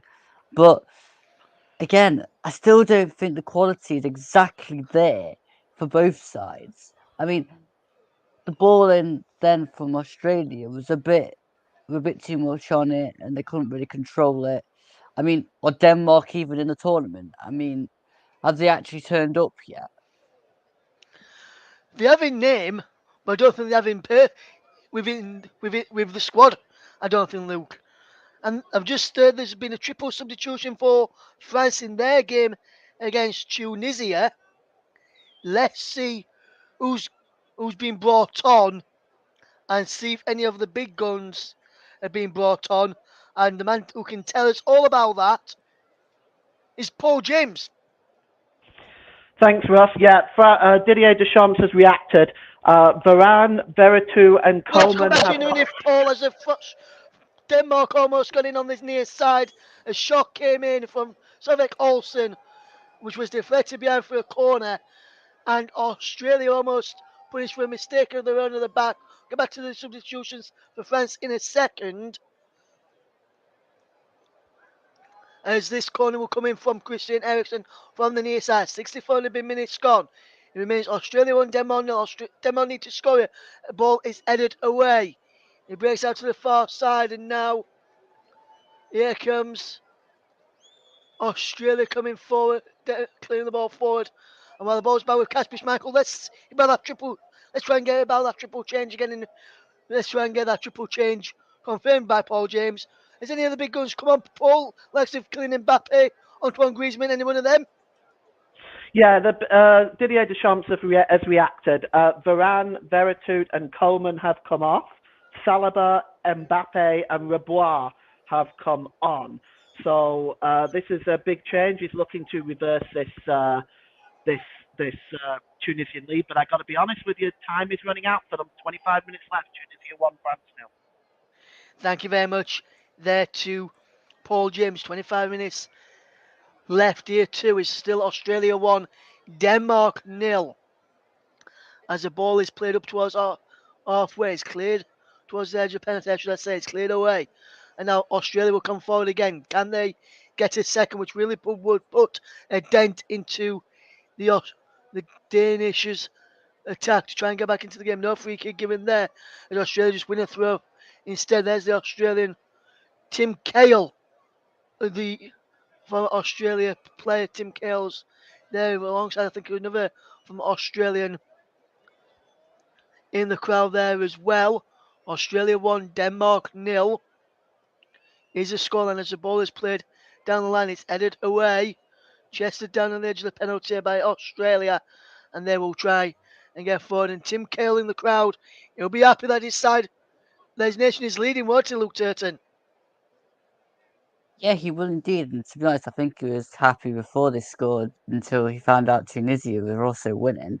Because, I mean, they were in no particular danger. I mean, I'm going to go back to Denmark again. Christian Eriksen, you're supposed to be one of the best players in the Denmark team, arguably in the Premier League. Yet, where are you? Like, hello? Australia on the attack is had a penalty. Ball played across and it's put behind for a goal kick. Came back off the winger of the left back, Birech, going to the penalty area well. Took on Anderson. Anderson did well to come across. Højbjerg did well to come across. Here to on Højbjerg, which then deflected back off in the end behind for a goal kick. But Australia almost getting in to get a second there, which really would put Denmark having to push out to try and get 3 goals. Try have a stand again through left to try and win this. Denmark to have a chance of going through. I know France and Tunisia draw to go through, but Denmark still need to win and trying to feature more subs as Andres Cornelius and Robert Sovek will be the 2 players that will come on in a moment for Denmark as they will try and get into this game again. As a shot comes in from Sovek Olsen, it deflects behind for a corner, and Denmark really piling on the pressure now. We'll get back in a moment to see how the final few minutes are getting on in Tunisia against France with Paul James after this corner. Will Denmark make the changes before this corner or after this corner? It'll be probably after this corner, I would imagine. And yes, it will be after this corner. I can see them still on the touchline, Cornelius and Savek. This corner is to the back post. Joachim Anderson can't get it on target. He heads it wide of goal. And the substitutions will come up in a minute. I can tell you who's coming on in a minute. I'll go to tell you. So it's going to be Cornelius coming on and Sovek. Over Sovek coming on. First one is Olsen off, Sovek on. And the second change sees Joachim Mailer off and Cornelius on. So there's the two changes for Denmark.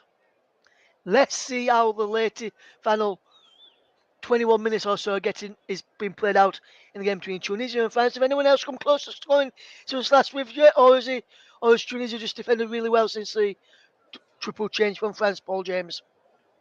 No, Tunisia have had most of the ball, Ross. They still continue to have most of the ball. They forced another corner. They've actually had 7 corners to France's 2, which gives you some idea of how this game has gone.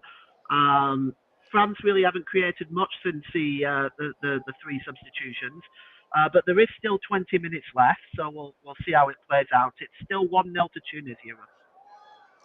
Thank you very much there, Paul James. Still 1-0 to Tunisia in the game against France. It remains Australia 1, Denmark 0 with 20 minutes to go as well. Wonder how many minutes of stoppage time we'll get in both of our feature matches this afternoon. Paul James bringing you the man to bring you the Tunisia France updates.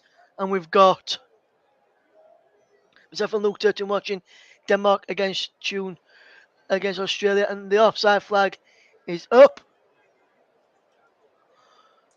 as Denmark tried to come in the box, but I think the official said he's waiting to hear from VAR. I think the VAR is going to be checking this as we just watch this again, and I think it may just be offside there. Casper Dolberg went down. He did point to the penalty spot at first of the referee, but then he quickly changed it to offside once he saw the lineman flag. I think the VAR have checked it, and offside will stand. But it could have easily been a penalty if he didn't. Fair fraction offside there, Luke Turton. Yeah, it could. Pretty dangerous from Australia there. But I don't know. I think on them piece of paper that came on from the Danish bench, it must say, come on, play better. Because, I mean, all they've got to do is actually come onto the field and actually perform. Because this is just poor. So, so poor. Yes, and with December around the corner and Christmas coming around the corner, and we know what Christmas time associates with in pantomimes, Denmark look like to be the villain. They've not really shown up. They look like to be those who people go to cinemas and boo. Australia ones who gets all the cheers at the moment, Luke. That's the way this game has gone, in my opinion. Would you agree with that fair assessment? I don't even think the boos are strong enough, to be honest, Russ. This is diabolical. I mean, even the defense is terrible. I mean, honestly, they call these people professional footballers. So far, I saw more from the Forest team under Houghton than I have under these today. It's been dreadful. Yes, absolutely dreadful in this game as it's still 1-0 to Australia.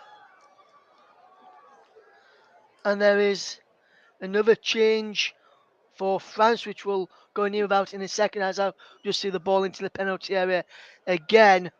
And Cornelius headed it just wide with another chance. Australia's about to make another substitution with Bailey Wright of Sunderland coming on, and is Riley McGree the player going off. And we'll get the thoughts of what Lou thinks of Riley McGree in a moment. Or so. Well, let's go and see who's come on for France, and go back to your man Paul James, who can tell us. Is he another big name player like Antoine Griezmann that's come on? Yeah, actually it is, Ross. Antoine Griezmann has come on for Fana.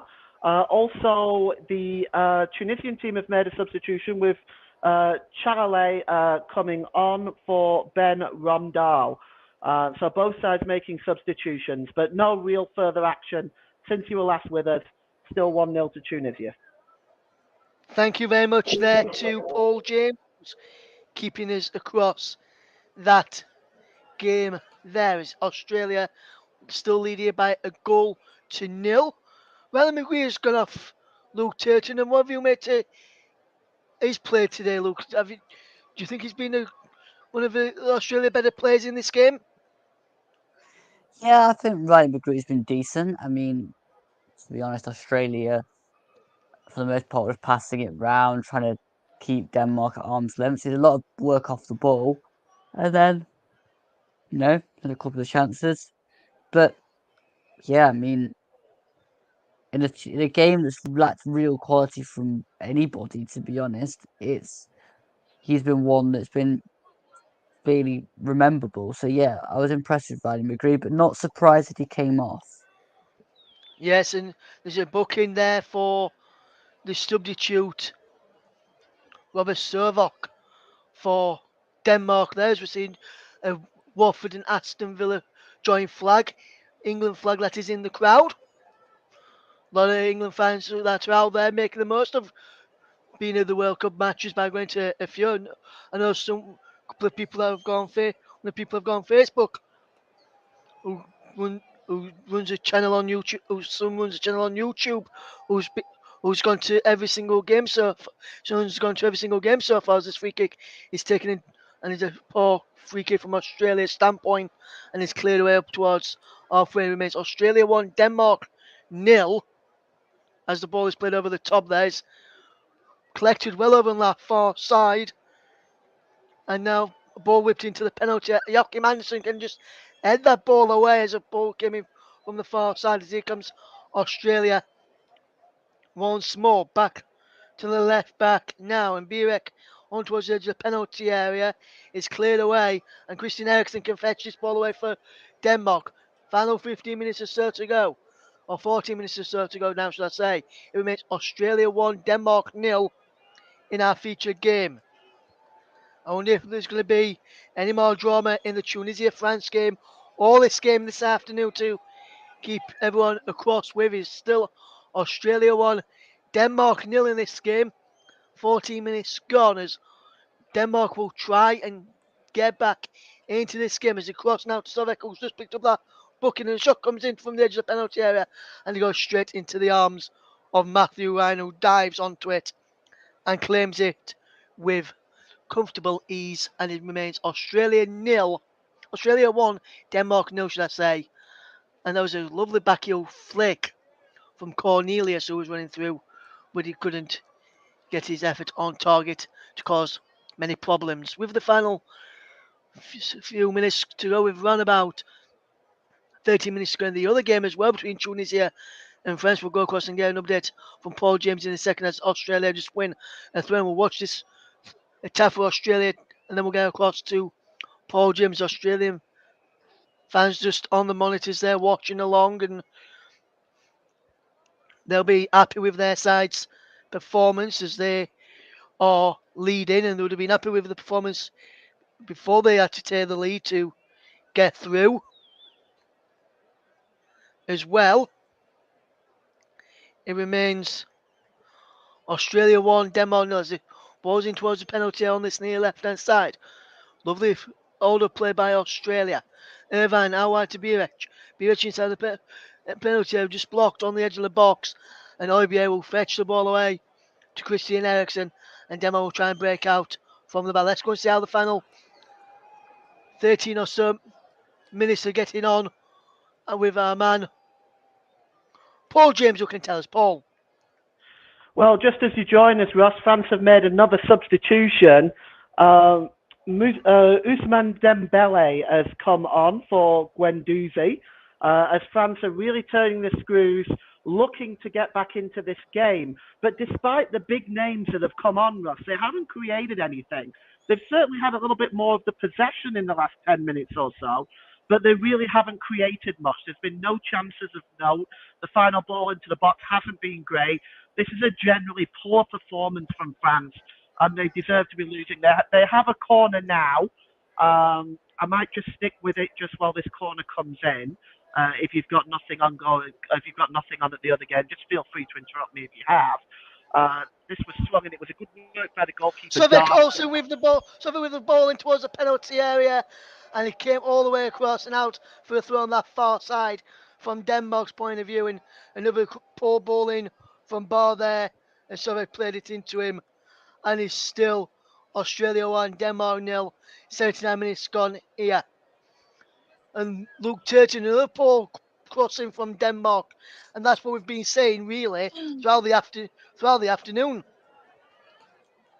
Yeah, that was probably the epitome of a poor cross across the box. I mean, Cornelius had a flick a couple of minutes ago. It's not the time for doing fancy flicks and tricks. You've got to just get the ball and try and hit a shot towards goal. I mean, honestly, Denmark are not going to get anything out of this game if they don't wise up and start doing the basics right. It's just terrible. Absolutely, a brutal and honest assessment there from from Luke Turton on Denmark, and Paul James has been given a brutal and honest assessment on France as well. So, and that's another poor Oh pass my from Joachim god. Anderson this time. Oh. And oh my word, Luke Turton, poor passing again from the defenders. Wake up! I mean, honestly, Denmark, wake up. Your your team are wearing red. It is not hard. Play balls across to another player in red. Stop playing it behind them, not 5 miles in front of them, to them. It's the basics. Passing in football is a basic trait. They really should start using it. Yes, it looks as though Denmark may be coming home after this game this evening, maybe leaving Qatar so the players can go back to the clubs and get a bit of winter break training under their belt and probably play for their club side. They'll probably some of these Denmark players, look, if we go back to their club sides, they'll probably play better for the club sides as he comes ball forward down the right hand side. Back it goes into Pierre Emil Oibier and now into Andreas Christensen. Now Christian Eriksen. Eriksen finds Joachim Anderson. Anderson out wide. Barr delivers a ball in towards the penalty area. Breaks into the penalty area for Cornelius. Edge of the penalty. Shot comes in and a block by the Australian defence as Jasper Lindstrom cut in and fired a shot towards goal. That's the closest Denmark have come to really getting back on level terms, apart from those fancy flicks with it, which they shouldn't really be doing unless they are winning in this game. As a poor ball played out there. 81 minutes gone. Is still Australia 1, Denmark nil. Australia will look to make another substitution now, which Jimmy McLeod will come on and he'll replace Mitch Duke. And Mitch Duke, not really had much of the possession, has been put about a bit and caused Denmark a few problems when he's gone running towards him. He's had two efforts on target. We're not really had much service in the last few minutes, Luke. He's had a good game today for me though, Mitch Duke. Yeah, it's been a bit anonymous though, but I think that's probably due to the fact that we've been focusing so much on how poor Denmark are. But yeah, I mean, Mitchell do decent, but I think again was always going to get subbed off for fresh legs to try and hold out this 1-0 lead, which won't be hard at this rate. Absolutely, look, absolutely. As Tunisia have made a substitution in the other game, we'll get the floor. We'll see which one Lati who's going off and who's come on in that one for Tunisia. And right now is wait for Australia to take a throw in. Paul James, who's come on and who's gone off for Tunisia? And has there been any chances since we were last with you? Well, Slimani has come off for Tunisia. Abdi has come on. There's 7 minutes left, and France have had a reasonable chance from a corner. The ball came to the edge of the box where Dembele struck the shot. It was a comfortable save for the goalkeeper, so that's really about as good as it's got. Tunisia are now on the back foot now defending. France have a lot of the ball now, but they're not really doing much with it. Still 1-0 to Tunisia. Thank you very much there. So Tunisia still leading against France, and as it stands, France are going through as group winners. Australia going through in second behind Aus behind France, Tunisia finishing third, and Denmark are finishing bottom. And this performance from Denmark really should really proves they have been that woeful and that they are needing to finish bottom. It remains Australia 1, Denmark nil. 80. almost 84 minutes gone and they both played flicked on there by Christian Eriksen looking for Cornelius. But Matthew Ryan will just collect when when Dolberg come running towards him, should I say, and it's an easy save. 6 minutes to go. Australia 1, Denmark nil. And Luke, I'm just going to say to you, get your thinking cap on, because I'll be coming to you in a couple of minutes in about 60 seconds or less. 60 seconds or so, should I say, for your player of the match to get your thinking cap on for that, my friend. And I feel you may need a bit of help because the quality of this match has not really been there, but Australia have probably created the better of the chances and are currently leading, so you may want to swing for one of a Australia player because none of these Denmark players have actually performed reasonably well. Probably Kasper Schmeichel would say for keeping the score down is probably the best of the bunch of us for Denmark because the shot comes in from the edge of the penalty area by substitute Backus who came on at half time for Goodwin, and that's a shot which went out for a throw in, and Backus almost got a shot in on goal there. And I feel sorry for Luke having to pick a player of the match when the quality has not been there in this game, despite Australia leading by a goal to nil. The Australian fans are just jumping for joy, dancing and singing around there as the ball is played into the penalty area. It's cleared away by Pierre-Emile Højbjerg, cleared up towards halfway. Remains Australia 1, Denmark nil as this ball is played forward over on that far side. Moy plays it down the far side and try and get a teammate onto it, but Christian Eriksen just fetches them off forward. 85 and almost 86 minutes gone here. It's still Australia 1, Denmark nil in this game as we bring you this match. So hopefully we'll try and fetch you more goals. And despite it being only 1-0 and being a boring game, I've enjoyed working alongside Luke Turton and Paul James with updates on the other gamers. Breaks towards Chris Eriksen on the edge of the box. The quality has not been there from both sides, and effort has definitely not been there from Denmark. Effort has been there from Australia, though. That's been the most important thing. Effort. If you can't win a game, don't. If and for me, look with Australia, it's like if we can't win, don't lose, and they weren't losing, and now they're winning. Denmark is if can't win, don't lose, and then they've gone down. They've not even tried getting back into the game. It's just been embarrassing, to be honest, hasn't it? I mean, they didn't want to win it from 0-0, and they don't really want to win it from 1-0 down. I mean, to us, do they even want to take part in the tournament? Because they could have just handed it to somebody else if they didn't want to turn up. I mean, they were poor in the first game, they were poor in the second game, they've been even more than poor in this game. I mean, honestly, I'd be seriously considering the position of Kasper Holman at the end of this for the Danish team because this is absolutely woeful. Yes, absolutely poor from Denmark. And look, in just after this attack, which Christian Eriksen is fetching it through to Lindstrom. Lindstrom towards the edge of it, comes towards Dolberg, comes to ball, fires it just wide. And look, well, that effort's just gone wide there. And that's another poor effort which goes wide. Who is going to be the player of the match sponsored by Community Services? So let's see your player of the match choice.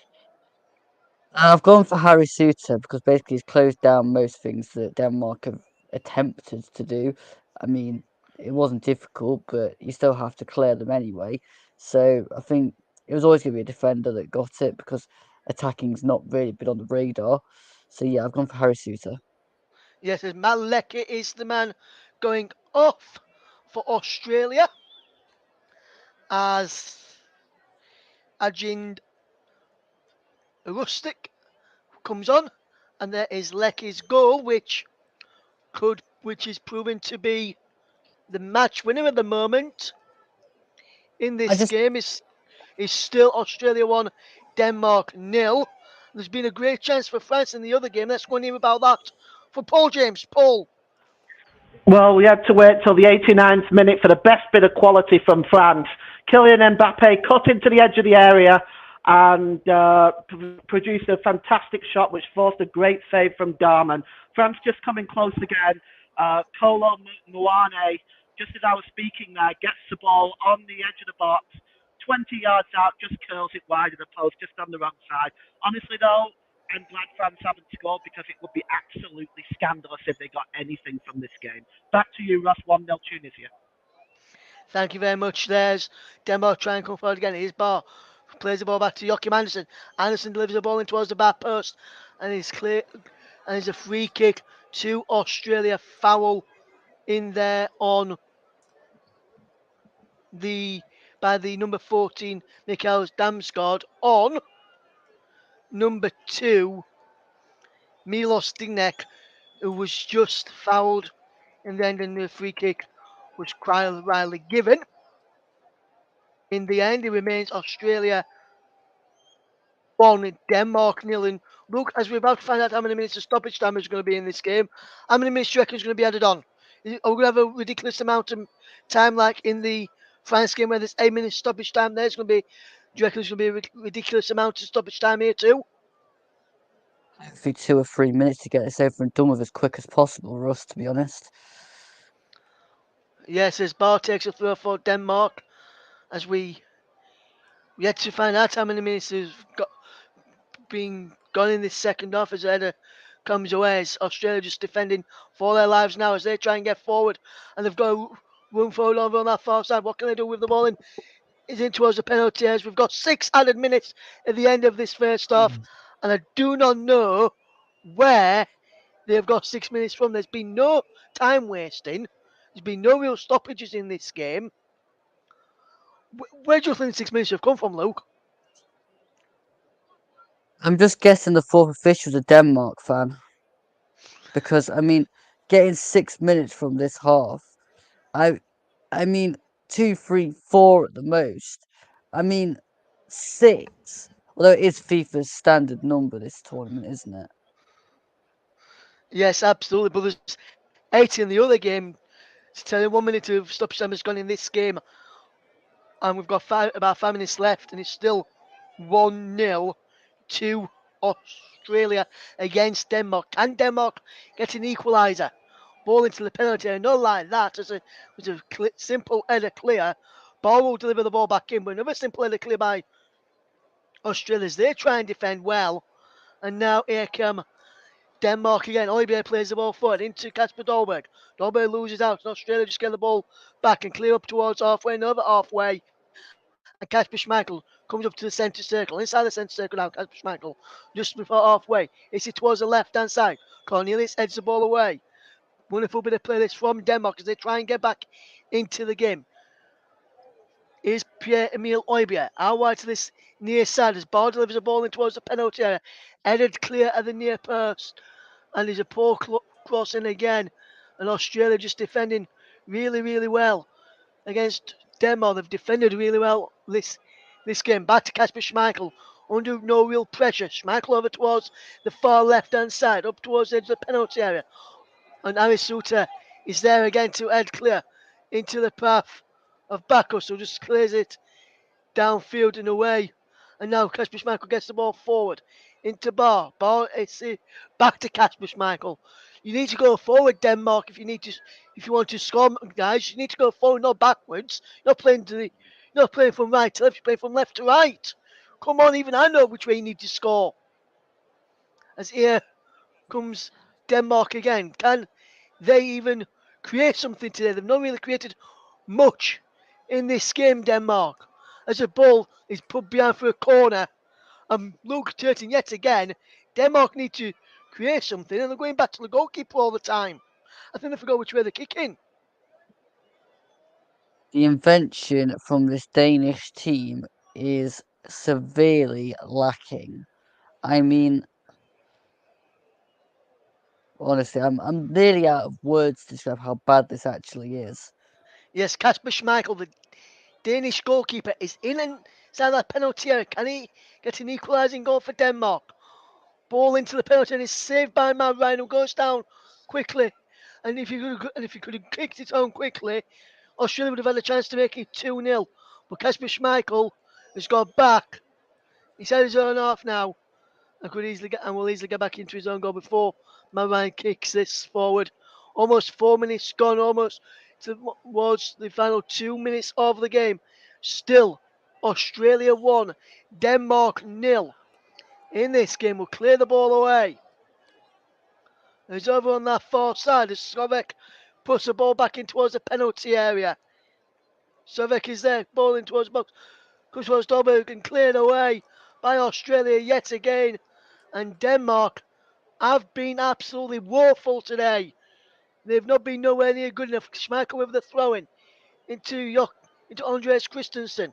Up towards halfway from Christensen. Delivers the ball towards this right-hand side. Cornelius flicks the ball on.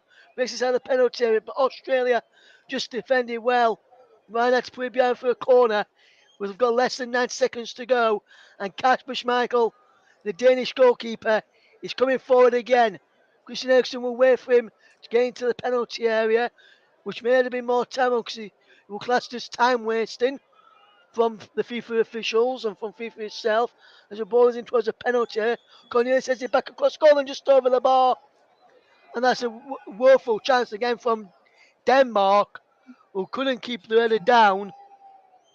And it's still 1-0 to Australia with about less than 60 seconds to go. And this game has lacked real quality. But, Luke, at least he's not finished 0-0. Well, there is always that bonus, Russ. I always like to look for the positives, but I kind of think that Denmark have forgot the dimensions of the fact that to score a goal, you got to get it below the bar and between the posts. Just saying. Yeah, look, I think with Denmark, I think they're playing rugby, and every time they beat it over the ball, they get 3 points. So Well, I maybe think this. 'cause- I think they're winning this quite comfortably because how many chances of put over the bar if it was. I think that's what they're thinking. They think they've won it comfortably, and that's why they're not trying as much to get back into this game. I think they've already thought they've won it. I think that's what Well, they'll Denmark be did. disappointed then. As there is a full-time whistle, and I think and Australia have beaten Denmark by a goal to nil. And Australia have gone through to the knockout stages of the World Cup. Fantastic. They beat Tunisia, they beat Denmark, and qualifying second. Looks like France will qualify as group winners. And there was a chance which was cleared away, and Australia have done it. Australia are through in second. The closing stages of the game between Tunisia and France is still ongoing, and we're wondering if there'll be any last minute changes. Let's see if there's been any further update. And we'll go across to Paul James. Paul, any last minute update on the Tunisia France game? Is it still 1-0? It is still 1-0. Again, France haven't created much despite all of the possession that they've had. They swung the ball into the box, and France are just coming forward now. Hold on, Ross. The ball is played across here. Here's Camavinga, and it's right on the edge of the box. It's swung in, and it's Griezmann, and it's a goal. Oh, that is absolutely scandalous. I am outraged, absolutely outraged, Ross. France do not deserve that. In the last minute of so much injury time added on, that is absolutely disgraceful. A dark stain on FIFA. It's Tunisia 1, France 1. I could see the Tunisia players surrounding a cell phone, just watching what was going on in your game, Ross. And you could see the looks on their faces, but this is disappointing now. Tunisia deserved the victory. There was a ridiculous amount of injury time, and Griezmann's dancing around like a ninny. And what right now is we are in stoppage time. It was a volley by Griezmann into the corner. It's Tunisia 1, France 1, and it's scandalous, Ross, scandalous.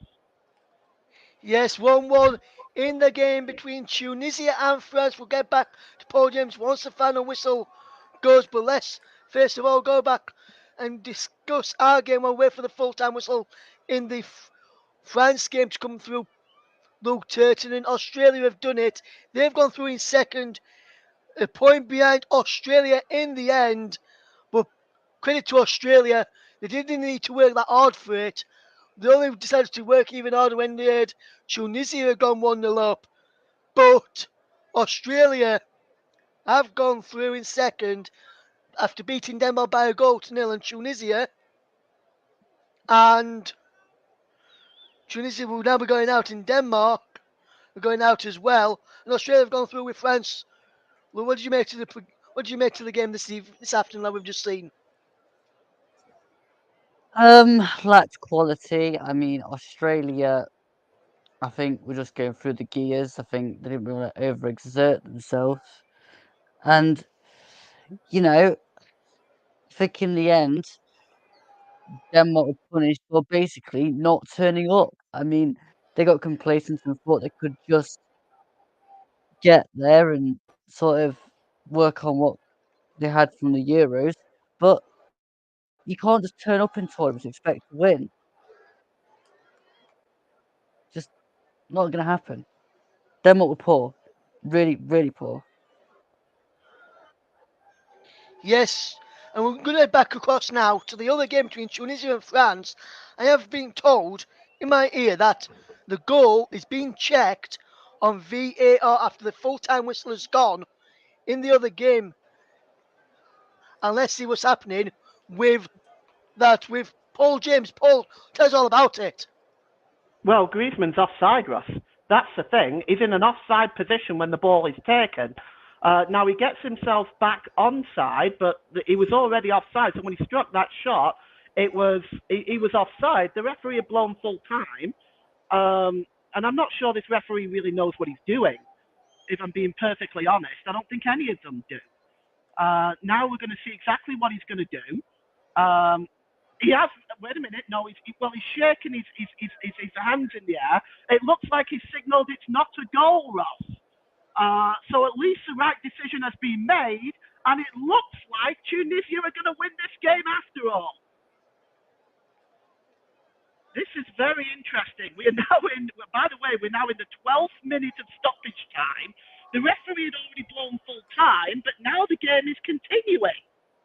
So Yes, what we're I'm going not to do, Paul, what we're going to do, we're going to stay with you, and you can guide us through the final few minutes of this game. It's Tunisia 1, France 0 in the 12 minutes of stoppage time. Paul James, can we give the commentary for the closing stages of Tunisia against France? Paul. Yes, certainly, Russ. It's back with the goalkeeper Darman now. They'd already blown full time. Why are they playing on? It's 12 minutes now in an overly excessive amount of stoppage time. Darman with the free kick plays it downfield, and now the referee finally blows full time. And it's Tunisia 1, France 0. I'm happy that the right result is there in the end. No, it's not blown full time. I'm sorry. The game still continues. It's over on the far side. There is Camavinga. He gives it to Griezmann. Griezmann coming forward. This game still continues, and the referee has not stopped it yet. It's launched forward by Jabali right into the French half. It was almost like a long ball over there. And now I think the referee finally has blown full time. And it is now Tunisia 1, France 0. And I just want to take my hat off to Tunisia. They really did deserve it. Eventually the officials got it in the end. But I think this whole thing should have been avoided. There should not have been 8 minutes of injury time. This should have been checked before the full-time whistle went. And again, this is just an absolute dark stain on FIFA, dark stain on VAR. All these officials in the box, Ross, in VAR, there's 5 of them. None of them could have spotted that it was offside in time. The referees are allowing ridiculous amounts of injury time. The officiating, in my view, in certain areas of this World Cup has been absolutely abominable. But regardless, it is full time. It's Tunisia 1, France 0, and Tunisia get a back to you.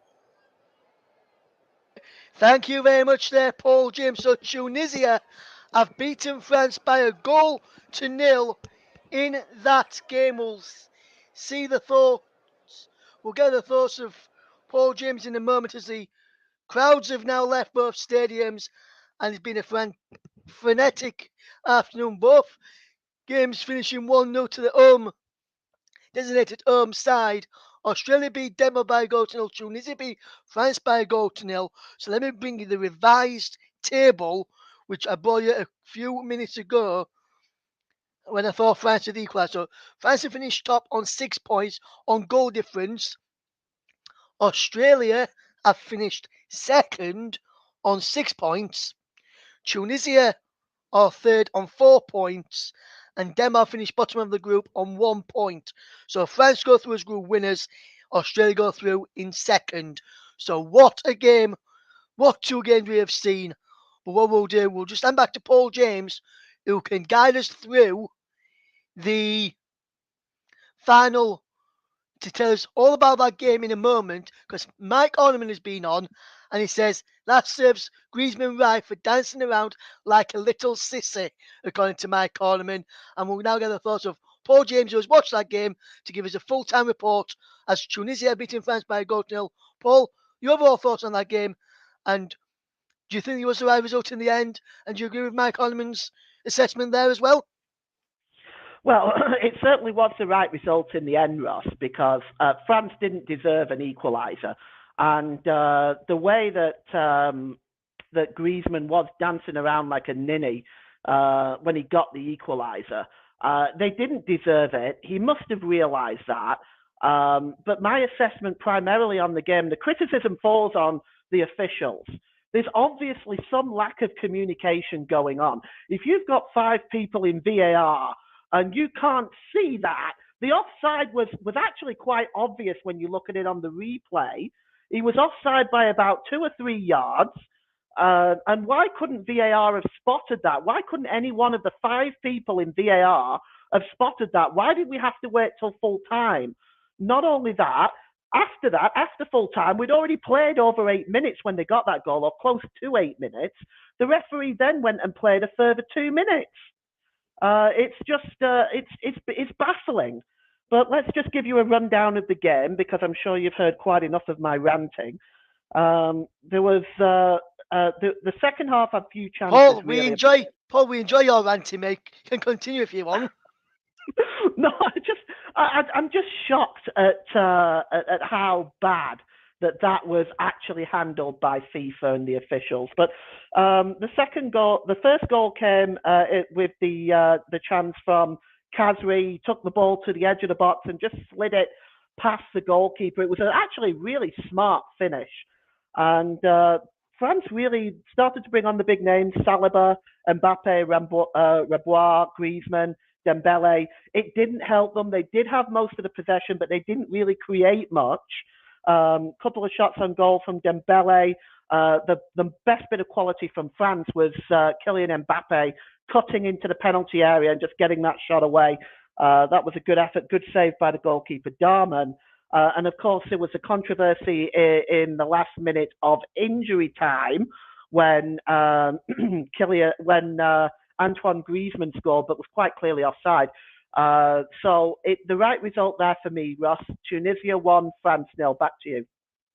Thank you very much there to Paul James, who guided us through the game in the end. We've now got to tell you what's coming up later this evening. We've got some games to come later this evening. So this evening we've got Saudi Arabia against Mexico live commentary with Nicholas Jones. I'm going to have Poland against Argentina updates with the man who you've heard alongside me this afternoon, Luke Turton. So Luke Turton will be on that one for you this evening. They'll be on air from around about 6:40 p.m. this evening to guide you through that game. So make sure you tune in later this evening. A big thank you to Mike Orneman and to JB for getting in touch with us in the chat, and for everyone else for listening as well. Thanks to Paul James for his excellent updates, and thanks to Luke Turton for his excellent commentary this afternoon. Luke will be back later for updates on Poland against Argentina from around about 6:40. Nicholas Jones will be on with Saudi Arabia against Mexico. Both kick off at 7 p.m. this evening. Make sure you tune in to those for that one. But from myself, Russ Vernon, Luke Turton, and Paul James for this afternoon's coverage of Group D, we'll leave you with France and Australia going through. Australia in second. France's group winners is Tunisia and Denmark will go out. Thank you very much for listening, everybody. We'll see you again from 6:40 p.m. this evening. Goodbye for now.